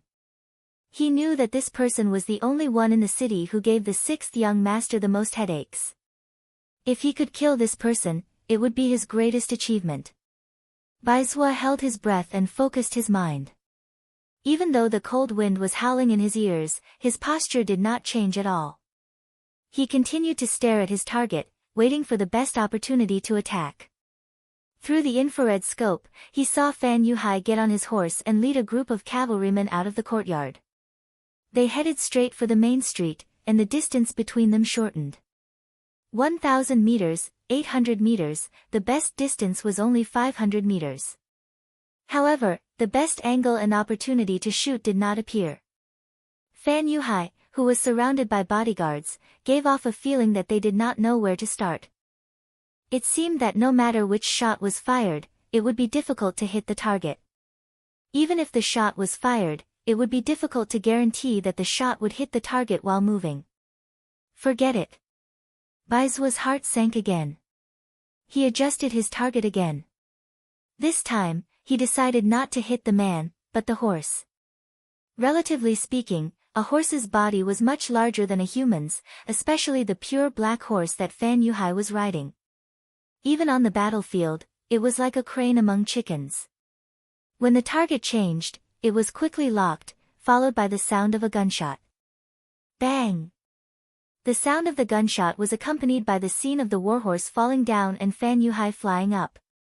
Taking advantage of this opportunity, Baizhua shot again, but unfortunately, because he was too anxious, this shot did not hit the target, but hit a bodyguard. Blood splashed, and the bodyguard fell to the ground and died. In exchange, other people shouted to protect the general. Baizhua quietly took advantage of this chaos. The sniper's rule was that once the shot missed, they must withdraw immediately. Otherwise, it would not be him sniping others, but others would snipe him. General Lu Duo, who was in the team, immediately came to Fan Yuhai, who fell to the ground. He saw that the general's face was covered with mud and snow, and even one of his front teeth was knocked out. Blood flowed from the corner of his mouth. He exclaimed, "General, are you okay?" "I'm fine." He felt pain all over his body, but fortunately, every part of his body was still intact, so he was relieved. However, when he thought about the battle before him, he still said to Lu Duo, "Quick, immediately cover the retreat. Find Khan Sud and follow him out of Yunda City. We can't stay here any longer." At this moment, Fan Yuhai's heart was filled with too much unwillingness. Over the past 2 days, his reputation in the army had increased day by day, and the morale of the army had also increased step by step. He was the first person to face the god of war and not admit defeat. he even shouted at the other party to retreat. Because of this, he had become a hero in the eyes of some people. If he had a few more days, he would have even made up his mind to go all out and fight to the end. Unfortunately, Yang Qindong wasn't a person who didn't fight back. He finally started to fight back, and it was so fierce. The explosion of crude oil caused a big fire and panic in the city. The south gate was blown open, and the defense of the city was no longer foolproof. Now that he was injured, although his life wasn't in danger, he had lost the ability to move freely for a short period of time. Under such a disadvantage, he was afraid that he could only abandon the city. However, he knew that his battle with Yang Qindong wasn't over. This was just the beginning of the grassland. Of course, because of the lack of information, he didn't know that Khan Sud, Aga Dorji, and some other generals had been shot. If he knew, he would have given the order to retreat even more decisively. Lu Duo had always been by Fan Yuhai's side. Since the time in Jiaoji, he could see that his general was extraordinary. Facts had proven that no matter how many times others had been defeated by the mercenaries, even if their countries had been destroyed and they had lost their lives, General Fan had always protected himself well. Just this point alone was enough to earn Lu Duo's respect. Now that the general had given the order, he would definitely do his best to carry it out. After agreeing, he ordered someone to pass on the order. Then, he found a large wooden plank and placed Fan Yuhai on it, before leaving with his head held high. At the east gate of Wanda City, there were a few gaping holes in the walls. Following these holes, the mercenaries easily entered. What followed was a battle cry that shook the heavens. The 2,000 Mongol soldiers that were in charge of defending this area became the first target. Over 10,000 Mongol soldiers came from different directions like a tornado. Even a man and a blade wasn't something that these 2,000 Mongol soldiers could withstand. Very quickly, this army was swallowed up by the flood of horses. After successfully entering the city, they could see many Mongol soldiers on horseback searching for their troops. When these people saw the mercenaries charging into the city, they immediately scattered and wanted to leave. However, in front of the mercenaries who had a plan in mind, their actions were laughable.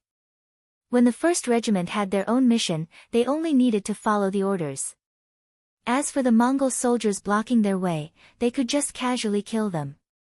Regiment after regiment of mercenaries entered the city, and the independent division led by Tiger Mang set their sights on Sud Khan, who was constantly running away.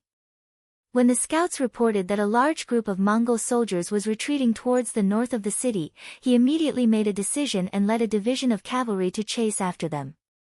The previous defeat had always been a pain in Tiger's man's heart. Originally, he wanted to perform better, but he never expected that he would be defeated in the end. Although the sixth young master did not punish him for this matter, and did not even say a harsh word, he knew in his heart that the young master must be disappointed in him. When one made a mistake, it wasn't something that could be fixed with just a sentence. What Hu Mang wanted to do was to establish a new merit and prove his worth once again. This time, after hearing the direction that the Mongolian cavalry fled in, he sent a personal guard to inform the sixth young master. Then, he led his men and chased after them. Tiger's man wanted to wipe away his shame, and this time, he was really going all out. He ordered his soldiers to place their excess equipment outside and left a battalion of soldiers to guard it. Following that, he took back the horses of this battalion. He wanted to increase the speed of his troops to the maximum and wanted to catch up to the escaping enemy. Tiger's man left the city. Even though the independent division wasn't fully replenished after the previous battle, Tiger's man didn't hesitate at all with 5,000 soldiers.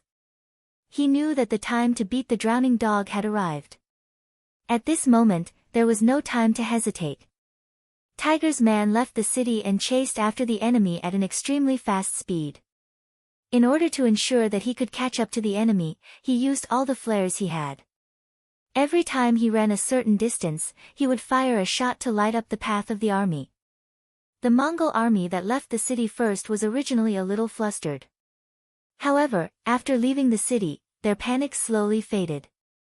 Although the mercenaries had caught them off guard, and even Sud Khan, Fan Yuhai, and a few other generals were injured or killed, they still had their own advantage. That was that their numbers were still many times that of the enemy. Based on this, as long as the mercenaries weren't stupid or crazy, they definitely wouldn't chase after them. When more and more people had such thoughts in their hearts, suddenly, the scouts behind them sent news that they had discovered a large group of mercenaries following them. Many of the generals were stunned. Did these mercenaries not want to live anymore? Weren't they afraid that they would die if they chased after them? General Chen, I'll give you 3,000 cavalrymen. Stay behind and bring up the rear. Remember, it's best if you can take down the enemy. If you can't, delay for a while before leaving. Lu Duo, who had temporarily taken over Fan Yuhai's position, said to one of his subordinates. General Chen was asked to stay behind. Although he had a bitter expression, he knew that he couldn't disobey orders. He could only nod his head and leave with 3,000 cavalrymen. The Mongol army continued to retreat. Lu Duo looked at the dark sky and hoped that the sun would rise. As long as the sun rose, he would be able to clearly see the actions of the mercenaries. He wouldn't give them any chance to launch a sneak attack. If they did well, it wasn't impossible for them to counterattack. Chapter 837. General Chen led the 3,000 cavalrymen back and coincidentally bumped into Tiger's mane. Just as he got into position and raised his saber to kill, a white light suddenly flashed in front of his eyes. The strong light made him unable to open his eyes for a moment. Fortunately, this feeling disappeared quickly. However, before the light disappeared, his eyes couldn't help but twitch because he seemed to see the cavalrymen on the other side raising their spears, and then, there was no then. The 6 battalions of musketeers used the flare to lock onto the approximate location of the enemy. Then, gunshots rang out and the Mongolian cavalrymen who were still in a daze were shot off their horses one after another. When the distance was less than 500 meters, the power of the Type 81 assault rifles had already exceeded the imagination of some people. After the gunshots, there was the sound of war horses galloping on the ground. Tiger's mane led the other cavalrymen and quickly rushed over. Taking advantage of the moment when the enemy was stunned, they raised their sabers and slashed down. As they slashed, the Mongolian cavalrymen fell off their horses one after another. Without knowing the enemy's situation and the fact that they were defeated, the 3,000 Mongolian cavalrymen couldn't even unleash their advantage and were pierced through by the arrow formation. Naturally, the reason why they were able to succeed so smoothly was because they weren't elites to begin with. They were all recruited by Fan Yuhai when he was roaming the grasslands. Their combat strength could only be said to be average. Their numbers were inferior, their quality was inferior, and even their will to fight was much weaker. After just one wave of attack, they took at least 1,000 heads. After just one attack, the 3,000 cavalry were crippled. General Chen was unfortunately killed by a musket. Without a head, the Mongolian cavalrymen scattered like birds and beasts. Those who could run ran away without a trace. Those who couldn't immediately threw down their weapons and surrendered. Leave a battalion to look after the captives. Also, take away their war horses. Everyone get 2 horses and continue the chase. After tasting the sweetness of victory, Tiger's mane didn't have any intention of stopping. To him, this was a once-in-a-lifetime opportunity. Unless the sun was about to rise, unless his independent division was crippled, he wouldn't stop the chase. The Mongolian cavalry was still retreating at a moderate pace. Although they were retreating in a hurry, they still brought a large amount of rations with them when they left. This was also the reason why they could not run fast. Half an hour after General Chen's 3,000 men were sent out, another scout reported that there were still mercenaries chasing after them, and they were less than 8 miles away. For cavalry, a distance of 8 miles could be covered in 2 or 3 charges. Hearing this, Lu Duo wanted to stop the army and have a head-on clash with the mercenaries, but he was worried that he would fall into their trap. He wanted to ask General Fan, who was already unconscious, but he was afraid that this would show his incompetence. In the end, he made his own decision. He called over General Kambala, who was guarding the rear with him, and told him his worries. "General, there are mercenaries following us. If we don't get rid of them, trouble may come at any time. Standing in front of Zambala, Lu Duo spoke while using the torch beside him to observe the changes on his face. Both Lu Duo and Zambala were generals in the alliance. If it had to be said, the former was far less famous than the latter. If not for the fact that Fan Yuhai's warhorse had been killed and he had fallen down in a hurry and passed the command of the army to Lu Duo before he fainted, he would not have been able to ask this question. After hesitating for a moment, Zambala finally nodded his head. All right, then I will lead the troops to cover the rear. But I want to take 10,000 cavalry with me. Okay. When it was Lu Duo's turn, he did not hesitate at all, as if he already knew that there would be such an outcome. Seeing Lu Duo agree so quickly, Zambala did not have anything to worry about. The mercenaries only had 10,000 men. With these 10,000 men, he naturally did not have anything to worry about. In the blink of an eye, Zambala had gathered the 10,000 cavalry that originally belonged to him. These were all the elite forces of the Mongol desert. With these, there was nothing to be afraid of. Zambala led the army and left. After Lu Duo sent them off, he turned to the army and said, "Let's go too." Then he rode his horse towards Fan Yuhai. Fan Yuhai, who was under the protection of a group of personal guards, was still lying in a carriage with his eyes closed. Even when the army left the city, there were still people who saw him. Everyone knew that General Fan had been attacked and fell off his horse. Naturally, they thought that he had been shot like Su De Khan. But when Lu Duo rode his horse over, the carriage's curtain was opened from the inside. Lu Duo's figure also entered the carriage. "General, are you all right?" After entering the carriage, Lu Duo asked with concern. "I'm fine. It's just a tooth. There's no problem." Fan Yuhai smiled confidently and then asked, "How are things?" "General, everything has been done according to your orders. You really have great foresight. The mercenaries really did chase over. I first sent General Chen, who was close to the Mongol army, out. As expected, he was not a match. Then, Zambala brought 10,000 troops to cover the retreat." Lu Duo looked at Fan Yuhai with admiration as if he was looking at a god. The god of war was indeed admirable. He could always turn something rotten into something magical. But Lu Duo still thought that their general was not bad. He also had great foresight. If it wasn't for the fact that the general's starting point was too low and he couldn't make many decisions, if they really had the same number of troops, it would be hard to tell who would win. Just like now, the general was just taking advantage of the situation and beating them at their own game. This solved the biggest problem in front of them. One was General Chen who had betrayed them, the other was General Zamubala who was by Suda's side. As long as these two died, not only would their internal problems be solved, they would also have one less enemy. This would be a great help for them to take over the Mongol forces in the Gobi Desert. "And, I'm not worried about you." "Oh right, go and inform Zhang Meng. Tell him to protect Su De Khan. At this time, nothing can happen to him. Also, I heard that gunshot wounds are hard to treat. Is that true?" Fan Yuhai nodded calmly. He had used the opportunity of being ambushed to do this. It could be said that he had turned a bad thing into a good thing. In reality, he had never thought that he could rely on this alliance to defeat Yang Qindong. Or rather, in front of a strong force, he had never thought of doing anything to the mercenaries. Therefore, he had not tried his best in this battle.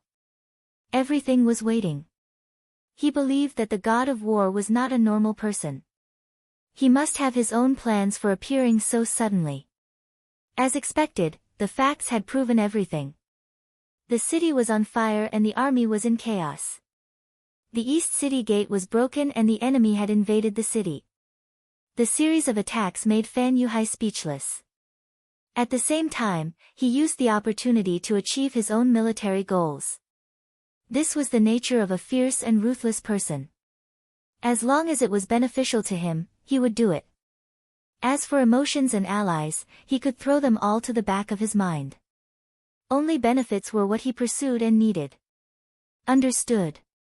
Hearing Fan Yuhai say that gunshot wounds were hard to treat, Lu Duo understood that it would be very difficult for Khan Sade to recover. In the city, Yang Qindong followed the army into the city and saw the two captains, Tai Hu and Bai Zhua, waiting there. You did a good job. I will record your achievements later. Yang Qindong knew that the ancient beheading operation was different from the modern one. The generals in the modern army usually did not have many guards around them. Even if they did, they would not follow them at every step. Unlike the generals in the modern army, they all had bodyguards protecting them. Some even had servants. When they went out, they would not leave their side at all. It was very difficult to take their head in the midst of tens of thousands of soldiers. It was already very good to be able to complete the mission. Excitement flashed across the faces of the two captains, but then Bai Zhua lowered his head and said with some shame, "Sixth young master, I personally went to carry out the operation against Fan Yuhai, but there were too many bodyguards around him. I did not wait for the right opportunity and only hit his horse, causing it to fall to the ground." Fan Yuhai was fine, which was something that Yang Qindong regretted. However, when he thought about how this person had been defeated by him more than once, and how the facts had proven that this person was not terrifying, he said magnanimously, "It's fine, this is his fate. Perhaps this is not a bad thing for us. But next time, we won't be so lucky. And, next time, we definitely won't let him escape." After hearing the encouragement, Bai Zhua said with a very firm attitude. This time, he had also hardened his heart and strived to achieve great merit when he had the chance. At this moment, one of Tiger's Mane's bodyguards came 5 meters in front of Yang Qindong, dismounted and saluted. "Sixth young master, our division commander led the army to pursue the enemy." "Oh." Yang Qindong's eyes flashed. He could understand Tiger's Mane's feelings. After the previous defeat, he wanted to prove himself through a big battle. Now that the enemy had fled in panic, it was indeed a good opportunity to pursue. However, when he thought of Fan Yuhai's various methods, he was still a little worried. He looked at the captain of the 1st Guard Squad, Chiu V, and asked, "Have all the regiments reported their positions? Who is the closest to the independent division?" Reporting to the 6th young master, the 1st Regiment of Tatar Cavalry is killing the enemy outside the city. There is also the ferocious Tiger Regiment and the 1st and 2nd Regiments of Cavalry in the city.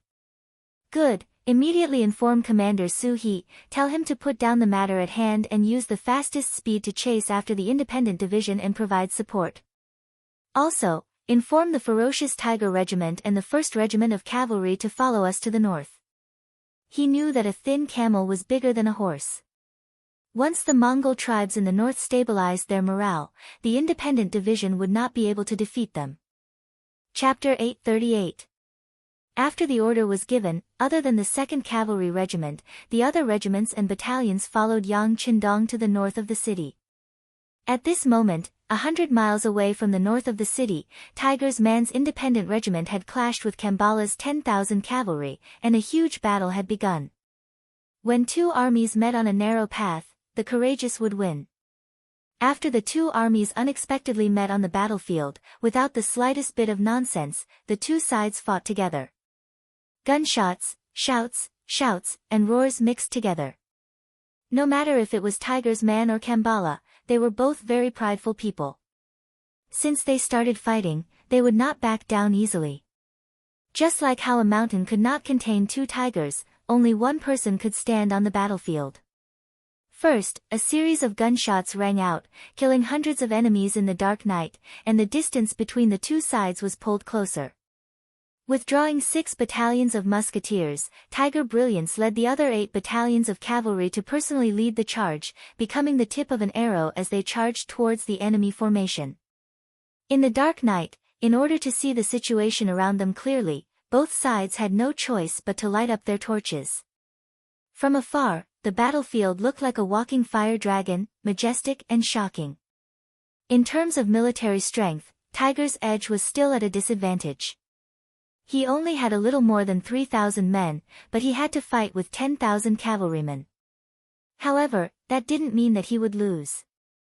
With his strong fighting spirit and the constant harassment from the 2,000 musketeers, he wouldn't show any signs of defeat in a short time.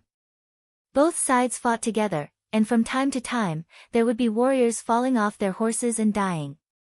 It was not the arrow that pierced into the Mongol cavalry and dealt them heavy damage, but it was the arrow that was completely surrounded by the enemy's forces, and in the end, when there was only one person left, all of them would die. The cruelty and mercilessness of the battlefield was vividly displayed at this moment. In less than an hour, both sides had paid a heavy price. Slowly, the advantage of the Mongol cavalry's numbers was revealed. This time, Kambala had brought elite cavalry. In terms of fighting ability and individual strength, they were only slightly weaker than the independent regiment. This could be made up for by the advantage in numbers. Luckily, when the independent regiment was struggling, the 1st Tatar Cavalry Regiment arrived. Regiment Commander Su He shouted, and fresh troops entered the battlefield. The addition of this new force caused the tilted battle platform to become more balanced. Seeing more and more mercenaries, Kambala's mood also changed. His mission was not to destroy the mercenaries behind him, but to block them and buy time for the main force to retreat. Now, it seemed that more than 2 hours had passed, and the sun was about to rise. His mission was complete. Even if he retreated now, no one could blame him. At this moment, he was thinking about retreating. Hu Mang seemed to have seen through Zamubala's thoughts. How could he be willing to give up? It was not easy for him to seize this opportunity. He would definitely not let the other party escape. After giving the order, the entanglement became even more intense. It was as if they were both in the same boat. As the battle continued, the disadvantage of the Mongol cavalry became more and more obvious. They were elites, but this battle was not to attack but to stop the enemy. It was the same as them using their lives in exchange for others to escape. It was impossible for them to not be angry. This kind of battle was not what everyone liked. If they won, they would only complete a military mission. If they lost, they might lose their lives. It was really not a good job. In the beginning, they had the advantage, so it wasn't a big deal. But now, their advantage was getting smaller and smaller, and the sun was about to rise. Once the main force of the mercenaries caught up with them, wouldn't they all be wiped out here? Everyone was selfish. The cavalry who did not want to die started to find a chance to retreat. Facing the attacks of the mercenaries, they did not resist as fiercely as before. The morale of the troops was obviously shaken at this moment. As the main general, Kambala was naturally deeply affected. He could understand the mentality and situation of the soldiers, so he did not blame anyone. He steeled his heart and decided to abandon the 1,000 cavalry to stop the mercenaries while he led the main force to escape. He even had the thought of cutting off his own losses. But before he could think about it, a large number of torches appeared in the west and were quickly moving towards the battlefield. Just based on the direction, it should be the main force of the mercenaries. At this moment, he did not give Kambala any more time to think. He turned around and fled. As he retreated, he shouted for the other cavalry to retreat with him. The mercenaries' reinforcements had just appeared. If they escaped now, they still had a chance. But the moment they were surrounded, they would not be able to find a way out. Zamubala decisively chose to retreat. He didn't even have the time to arrange who would cover his retreat. He wanted to seize every minute to escape. However, he also didn't think about who his opponent was this time. Even if Yang Qindong arrived with his troops, how could he let the fat meat in his hands escape? Long before he appeared, he had already arranged for the leader of the ferocious Tiger Regiment, Xiao Feng, to circle behind them and set up a formation. The predecessor of the ferocious Tiger Regiment was the Cold Vanguard Regiment. The old soldiers were not only equipped with the 95 style, they were also equipped with 7 steel crossbows. No matter if it was close combat or long range, they could be called the king. With such an elite army placed there, how could you escape just because you wanted to? Kambala did not know this. But very quickly, he realized that the situation was not right. The retreating army continued to fall on the path of the charge. The continuous firing of the muskets was like firecrackers being lit. It continued to ring out. Every time a bullet was fired, there would be a cavalry soldier falling off his horse. Stop the charge. Seeing the continuous casualties, Kambala finally knew that his path of retreat was cut off. Since that was the case, he turned his horse around and decided to fight to the death with the mercenaries. Compared to the unknown path ahead, it was better to turn back and fight the mercenaries head-on. If he was lucky, he might be able to kill his way out. Even if he was unlucky, he might be able to kill 2 more enemies. Kambala turned his head and launched a counterattack. His horse galloped forward. He had the idea of charging forward recklessly and fighting his way out. However, his luck was too bad. He met the 2 generals Tiger's Man and Suhi head-on. 2 against 1, heart against heart. After clashing with 3 blades, Kambala's chest had a wound of about 40 centimeters. Fresh blood quickly flowed out from the wound. The strength in his body was also rapidly draining away. Just like that, a fierce general stepped into a dead end. General Kambala, surrender. Seeing the fatally wounded Kambala, Tiger's Man lowered his cavalry blade and said with a trace of admiration. Although they were enemies, the other party fought bravely. Just this point alone was worthy of his respect. A true Mongol cavalry does not surrender. Go and die. Summoning the last bit of strength in his body, after a roar, Kambala continued to gallop forward. It was as if he wanted to perish together with Tiger's Man. The cavalry blade flashed. A blade to the throat.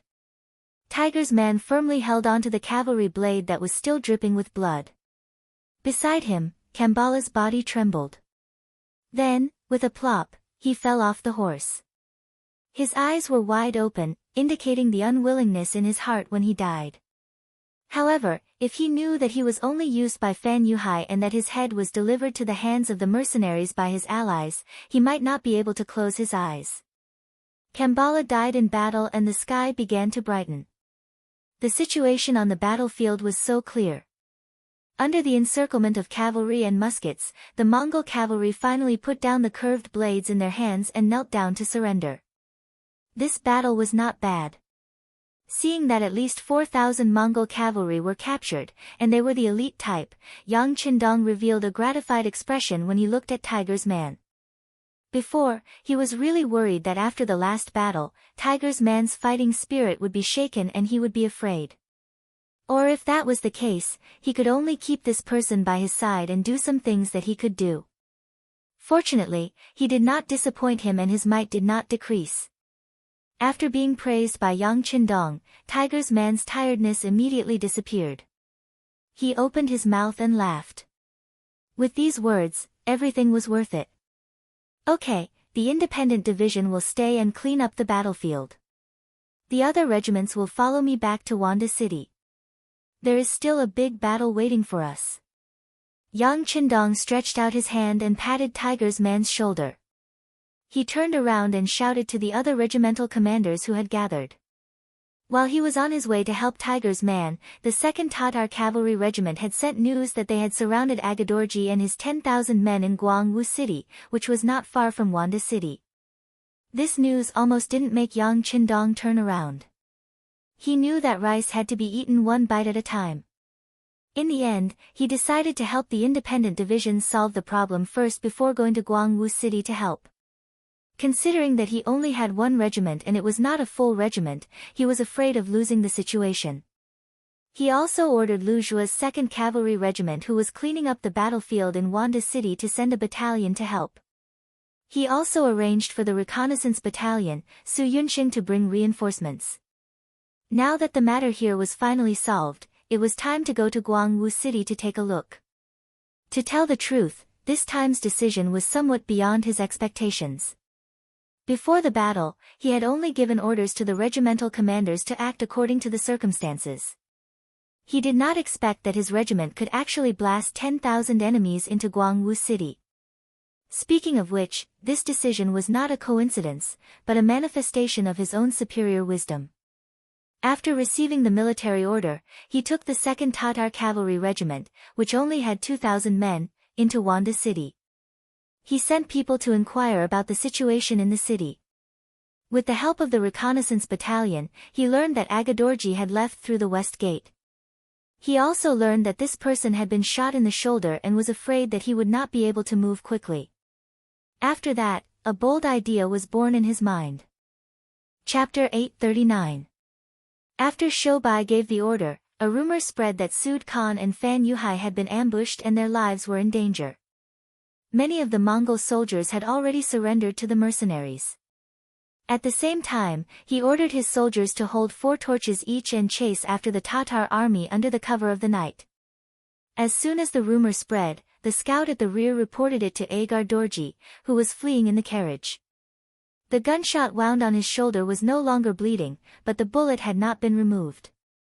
Every time he moved, he would feel excruciating pain. But when he heard that Sud Khan and Fan Yuhai were in trouble, he could not help but laugh to the sky. Ha ha, good, very good, they are in a worse situation than me. There was a saying that when you were down on your luck, all you needed to do was to find someone who was even more unlucky than you. Then, your mental state would immediately be balanced. Agar Dorji, who was laughing, had an ugly expression on his face.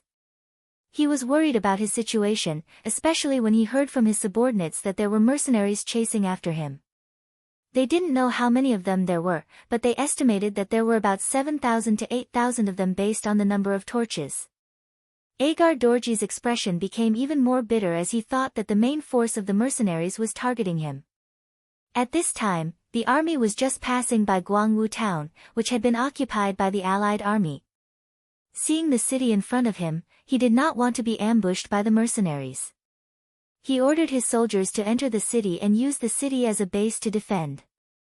When the army entered the city, the 4 gates were quickly closed. Only then did Shoubai feel relieved. If the enemy did not pay attention to him, then with his 2,000 men, he would not be able to stop the army and create enough time for the main force to surround the town. Now that they had entered the city, they were like turtles in a jar, at the mercy of the mercenaries. The sky gradually brightened, and a battalion of the 2nd Regiment of Reinforced Cavalry and the main force of the Reconnaissance Battalion arrived at Guangwu town, cutting off the enemy's escape route. The Tatar cavalry, who had been running for most of the night, were now guarding the city. Although there were not many mercenaries surrounding the city, they did not intend to rush out of the city. In their view, with the protection of the city, it was much better than being surrounded on all sides of the grassland. In the morning, Yang Qindong and the main force of the mercenaries finally arrived at Guangwu town. When he saw that the city was completely surrounded, the 6th young master's face revealed a smile. Good, this time Shoubai has done a great service. 6th young master, you flatter me. It's just a little trick. Shoubai did not dare to claim the credit. It would be great if every general had this kind of little. Yang Qindong was still chuckling. He then patted Shoubai's shoulder, full of appreciation. Previously, Shoubai had suddenly been promoted from a fallen general to a regiment commander. During this time, he had not made a single contribution, only following Yang Qindong to the capital. This had caused the dissatisfaction of many people, but no one dared to challenge the authority of the 6th young master. Now, reality had given those people a slap in the face. At this time, Yang Qindong had openly said that if other officers had this kind of ability, they would also be promoted and placed in important positions. There were many brave and fierce generals in the mercenary army, but there were too few people who could hold their own. And those who had this kind of ability were now division commanders. The other regimental commanders were brave in battle, but they lacked the necessary tempering. With this order, the mercenary army surrounded Guangwu so tightly that not even a drop of water could pass through. Any other army would have been waiting for the Tatar army to break out of the encirclement or for them to surrender when they ran out of provisions. It was just a town, and without any preparations, there was no way it could support an army of 15,000 soldiers. But in Yang Qindong's eyes, he wasn't willing to wait any longer. 2 mortars were pulled to the foot of the city wall. Every 8 hours, 2 shells would be fired at the defeated Tatar army. These aimless shells seemed to fall anywhere. As they crashed into Guangwu town, the Tatar soldiers began to scream in pain. They lacked food and clothing, had no future, and could fall at any moment. How long could they last? In the impenetrable encirclement of Guangwu town, which had no water source, after just 4 days, some people began to drink from the snow on the streets and roofs. But the weather was getting warmer, and there was not enough snow, so the situation became even clearer. 7 days later, after being shot, lacking medicine, and having Hilario's corpse hung outside the city, the chaotic King Agadorji died in a fit of rage. Like a dragon without a head, it opened the door and surrendered. Without wasting a single soldier, the 15,000 Tatar cavalrymen surrendered, and the mercenaries returned to the first city with the might of a great victory.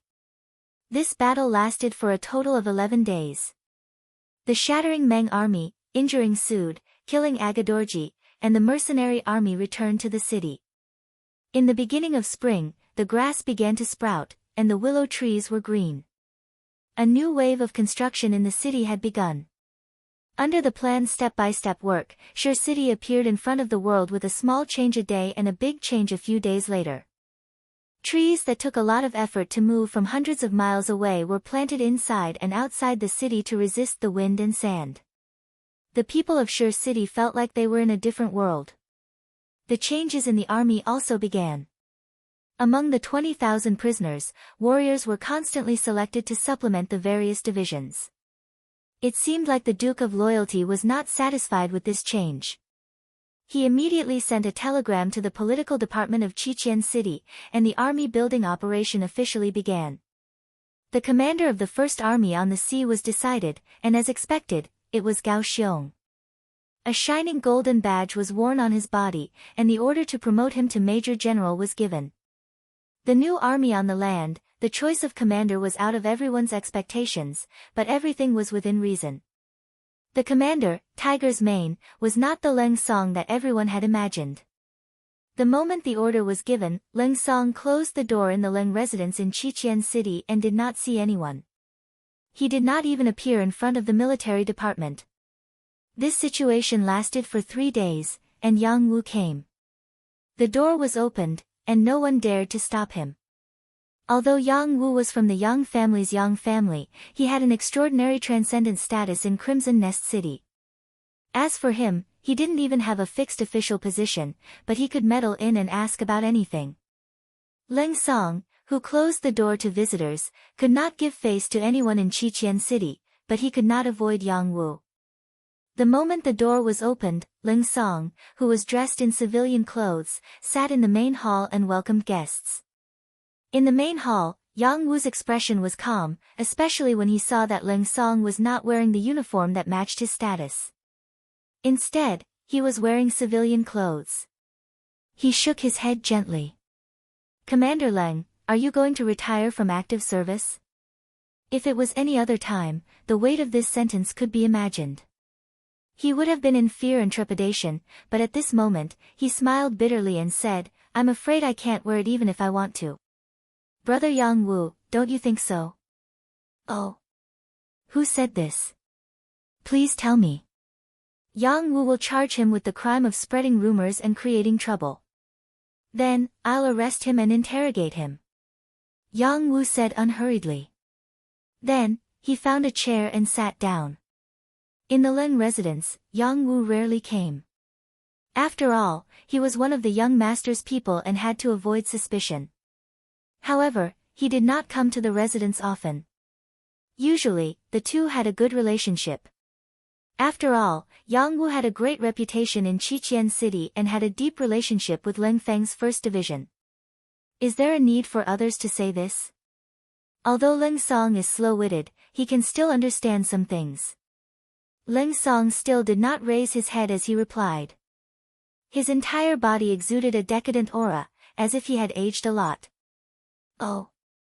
So it turns out that some people thought they were smart, hee hee." Yang Wu chuckled, then shook his head as if he didn't dare to agree. Hearing Yang Wu's mocking words, Leng Song raised his head with a puzzled expression. He thought to himself, "Did I think wrong?" Seeing Leng Song's puzzled expression, Yang Wu shook his head. It was the young master's idea to not promote Ling Song's position this time. Ling Song's name was also not mentioned in the 5-man investigation. It was still the young master's idea. In the end, this was just a warning. Ling Song's dissatisfaction with the Army's 1st Division's performance in the incident with Yang Taizhu and Qin Shuquan was also a warning. He originally thought that some people would be brave after being humiliated, but now it seemed that the pressure was too great. It was so great that some people felt like they could not breathe and wanted to give up. This was especially so when Ling Song saw that there was no hope of promotion and adopted a passive approach. When the news reached Yang Qindong's ears through a telegram, it was not hard to say whether he was disappointed or not. It was often said that the greater a person's mental endurance, the greater their achievements. Just from this sentence alone, it was clear that Ling Song's performance was not good. Yang Qindong even wanted to give up on this person. He had raised Ling Song with one hand, so of course he could suppress him with one hand. However, at this time, the future 6th Madam Wan Xiaoyu suddenly sent a telegram. She was actually pleading for Ling Song. The telegram did not have many words, the meaning was simple and clear. Everyone would make mistakes, Ling Song was just temporarily blinded by fame and fortune. In reality, his character was not bad. In Yang Tieju's case, it was already proven that he was not involved. In the investigation, there was also no evidence that he had made any mistakes. His mistake was that he had been too proactive in this period of time. His mistake was that he had contacted some people he should not have contacted, wanting to be promoted. Ling Song thought that if more people were willing to speak up for him, he would be able to firmly wear the title of Army Commander and Major General. However, he did not think about who gave him everything in Crimson City. If that person did not nod, what was the point of letting 1,000 people speak up? Chapter 840. Wan Xiaoyu's telegram changed Yang Qindong's decision in the end. Since this person had been by his side for a long time and had always performed well in the past, he finally forgave him. Thus, Yang Wu's current actions came about. Seeing that Ling Song was in such a state, it was useless to rely on words to advise him. Yang Wu sighed softly and decided to help him to the end.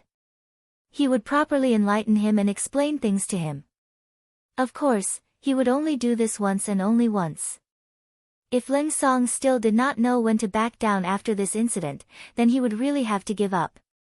Division Commander Leng, the young master still has hope for you. After a moment of silence in the hall, Yang Wu finally spoke. Just this sentence alone made Ling Song's eyes light up. He raised his head and stared at Yang Wu. He knew that this person would definitely have something to say. Sure enough, Yang Wu did not stop and continued, Division Commander Leng's performance was indeed not very good a while ago, especially when you found a lot of people to speak for you. Your thoughts may not be wrong, but your actions were not wise.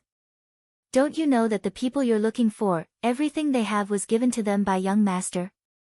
Their identities, including yours and mine, can be taken back at any time as long as the young master is willing. I did not mean to pressure him. I just. Ling Song anxiously explained. Alright, Division Commander Leng does not need to explain to me. There is also no need for this because the young master has never cared. Otherwise, I would not be saying this to you now. However, there are some things that you can do once but absolutely cannot do a second time. Otherwise, even if Division Commander Wan pleads for you, I'm afraid it will be useless. This sentence revealed a bit of information. After digesting it, Ling Song's eyes widened. Wan. Division Commander Wan pleads for me. The so-called Division Commander Wan was naturally Wan Xiaoyu. However, it was precisely because of this that Ling Song's face was filled with disbelief. Be it in public or private, the relationship between the two was very ordinary. Except for the necessary contact at work, there was no personal relationship.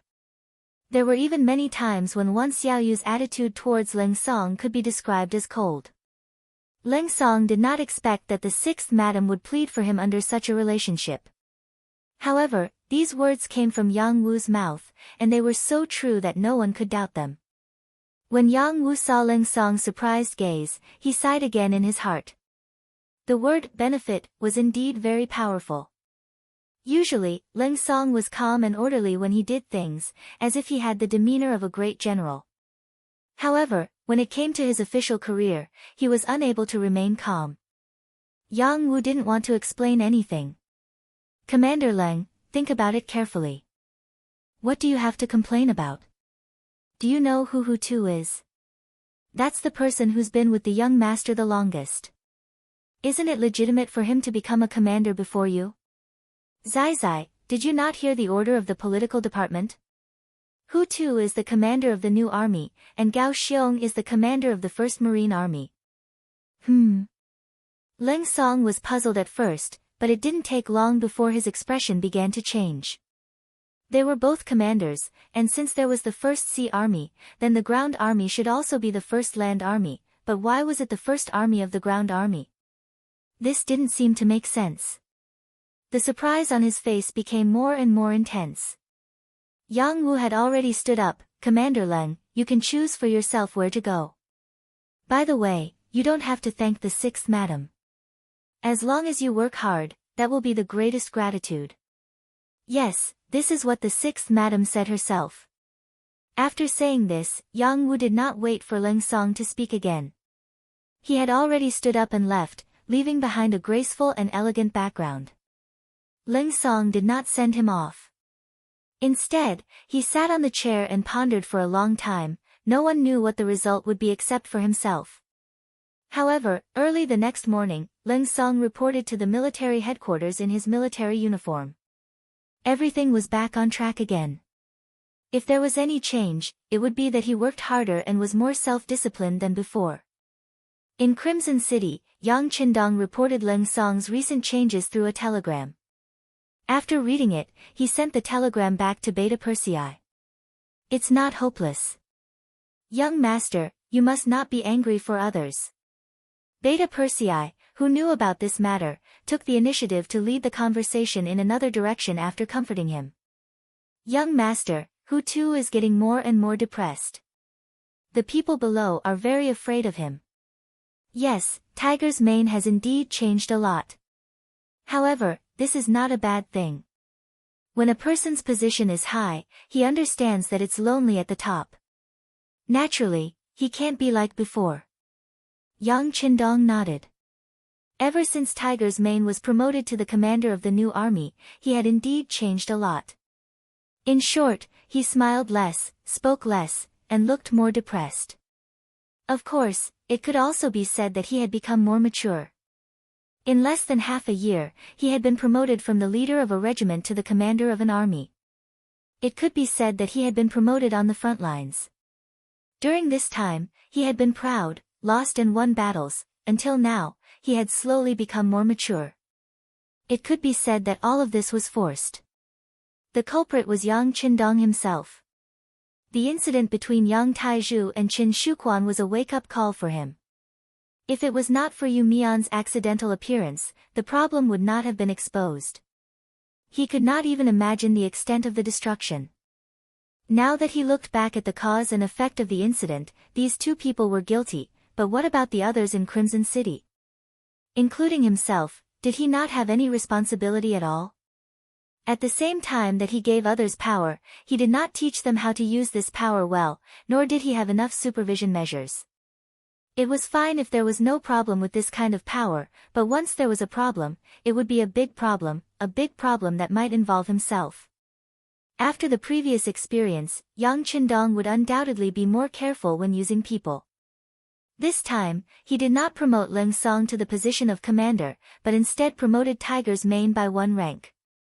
Of course, through this matter, Yang Qindong was also telling the officials in Crimson City that there were some things that only he could decide. What should be given to you, will be given to you. If you didn't want to, no matter how hard you tried, or how many people you secretly gathered, it would be useless.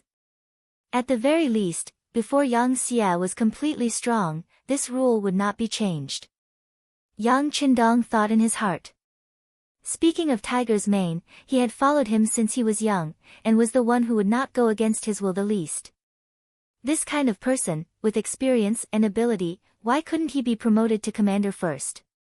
It was just that with Yang Qindong's actions, the one who suffered was Tiger's Mane. He felt an enormous pressure. Especially for him, who had just suffered a huge defeat, the pressure was even greater. At the same time that he carried the heavy responsibility, the pressure came with it. All the changes in Tiger's Mane were within Yang Qindong's expectations. But at the same time, this kind of change was delightful, because it proved his growth, proved that Tiger's Mane was moving from an intermediate officer to a senior officer. As long as he could get through this, it would be much smoother for him when he did things in the future. Let's go and take a look at the new army. Yang Qindong stood up. Since he had chosen to put the heavy responsibility on Tiger's Mane, he naturally wouldn't just move his mouth. When it was time to put in effort, he would put in effort. The new army's barracks were still the same as the old barracks 10 miles outside the city. The only difference was that they had heavier responsibilities. Since it was called an army, there would naturally be divisions under it. The new army had 3 divisions, 3 regiments, and 1 battalion. The 3 divisions were the Independent Division, the Tatar Division, and the Recruit Division, led by Xin Honghai, Su He, and Lu Zhua. Tiger's Mane was the commander, and Shibi was the deputy commander. The 3 regiments were the Heavy Cavalry Regiment Commander Zhui Feng, the Light Cavalry Regiment Commander Ma Xiangshan, the Direct Cavalry Regiment Commander Deng Yu, and the Reconnaissance Battalion Commander Ding Shan. Among them, the divisions had 15 battalions plus 1 direct cavalry regiment, totaling 6,100 people. The regiments had 5 battalions, totaling 2,000 people. The reconnaissance battalion had 5 companies, totaling 500 people.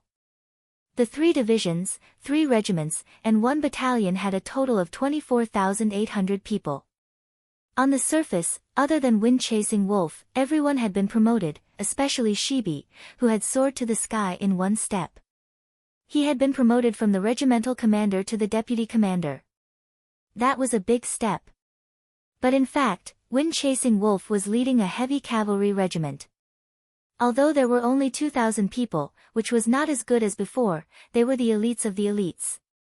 They were equipped with the most advanced armor and had several times more combat power than their actual number. To put it this way, if they didn't use firearms and only charged at the other party on the grassland, even a division wouldn't be able to do anything to them. On the contrary, there was a high chance that they would be defeated.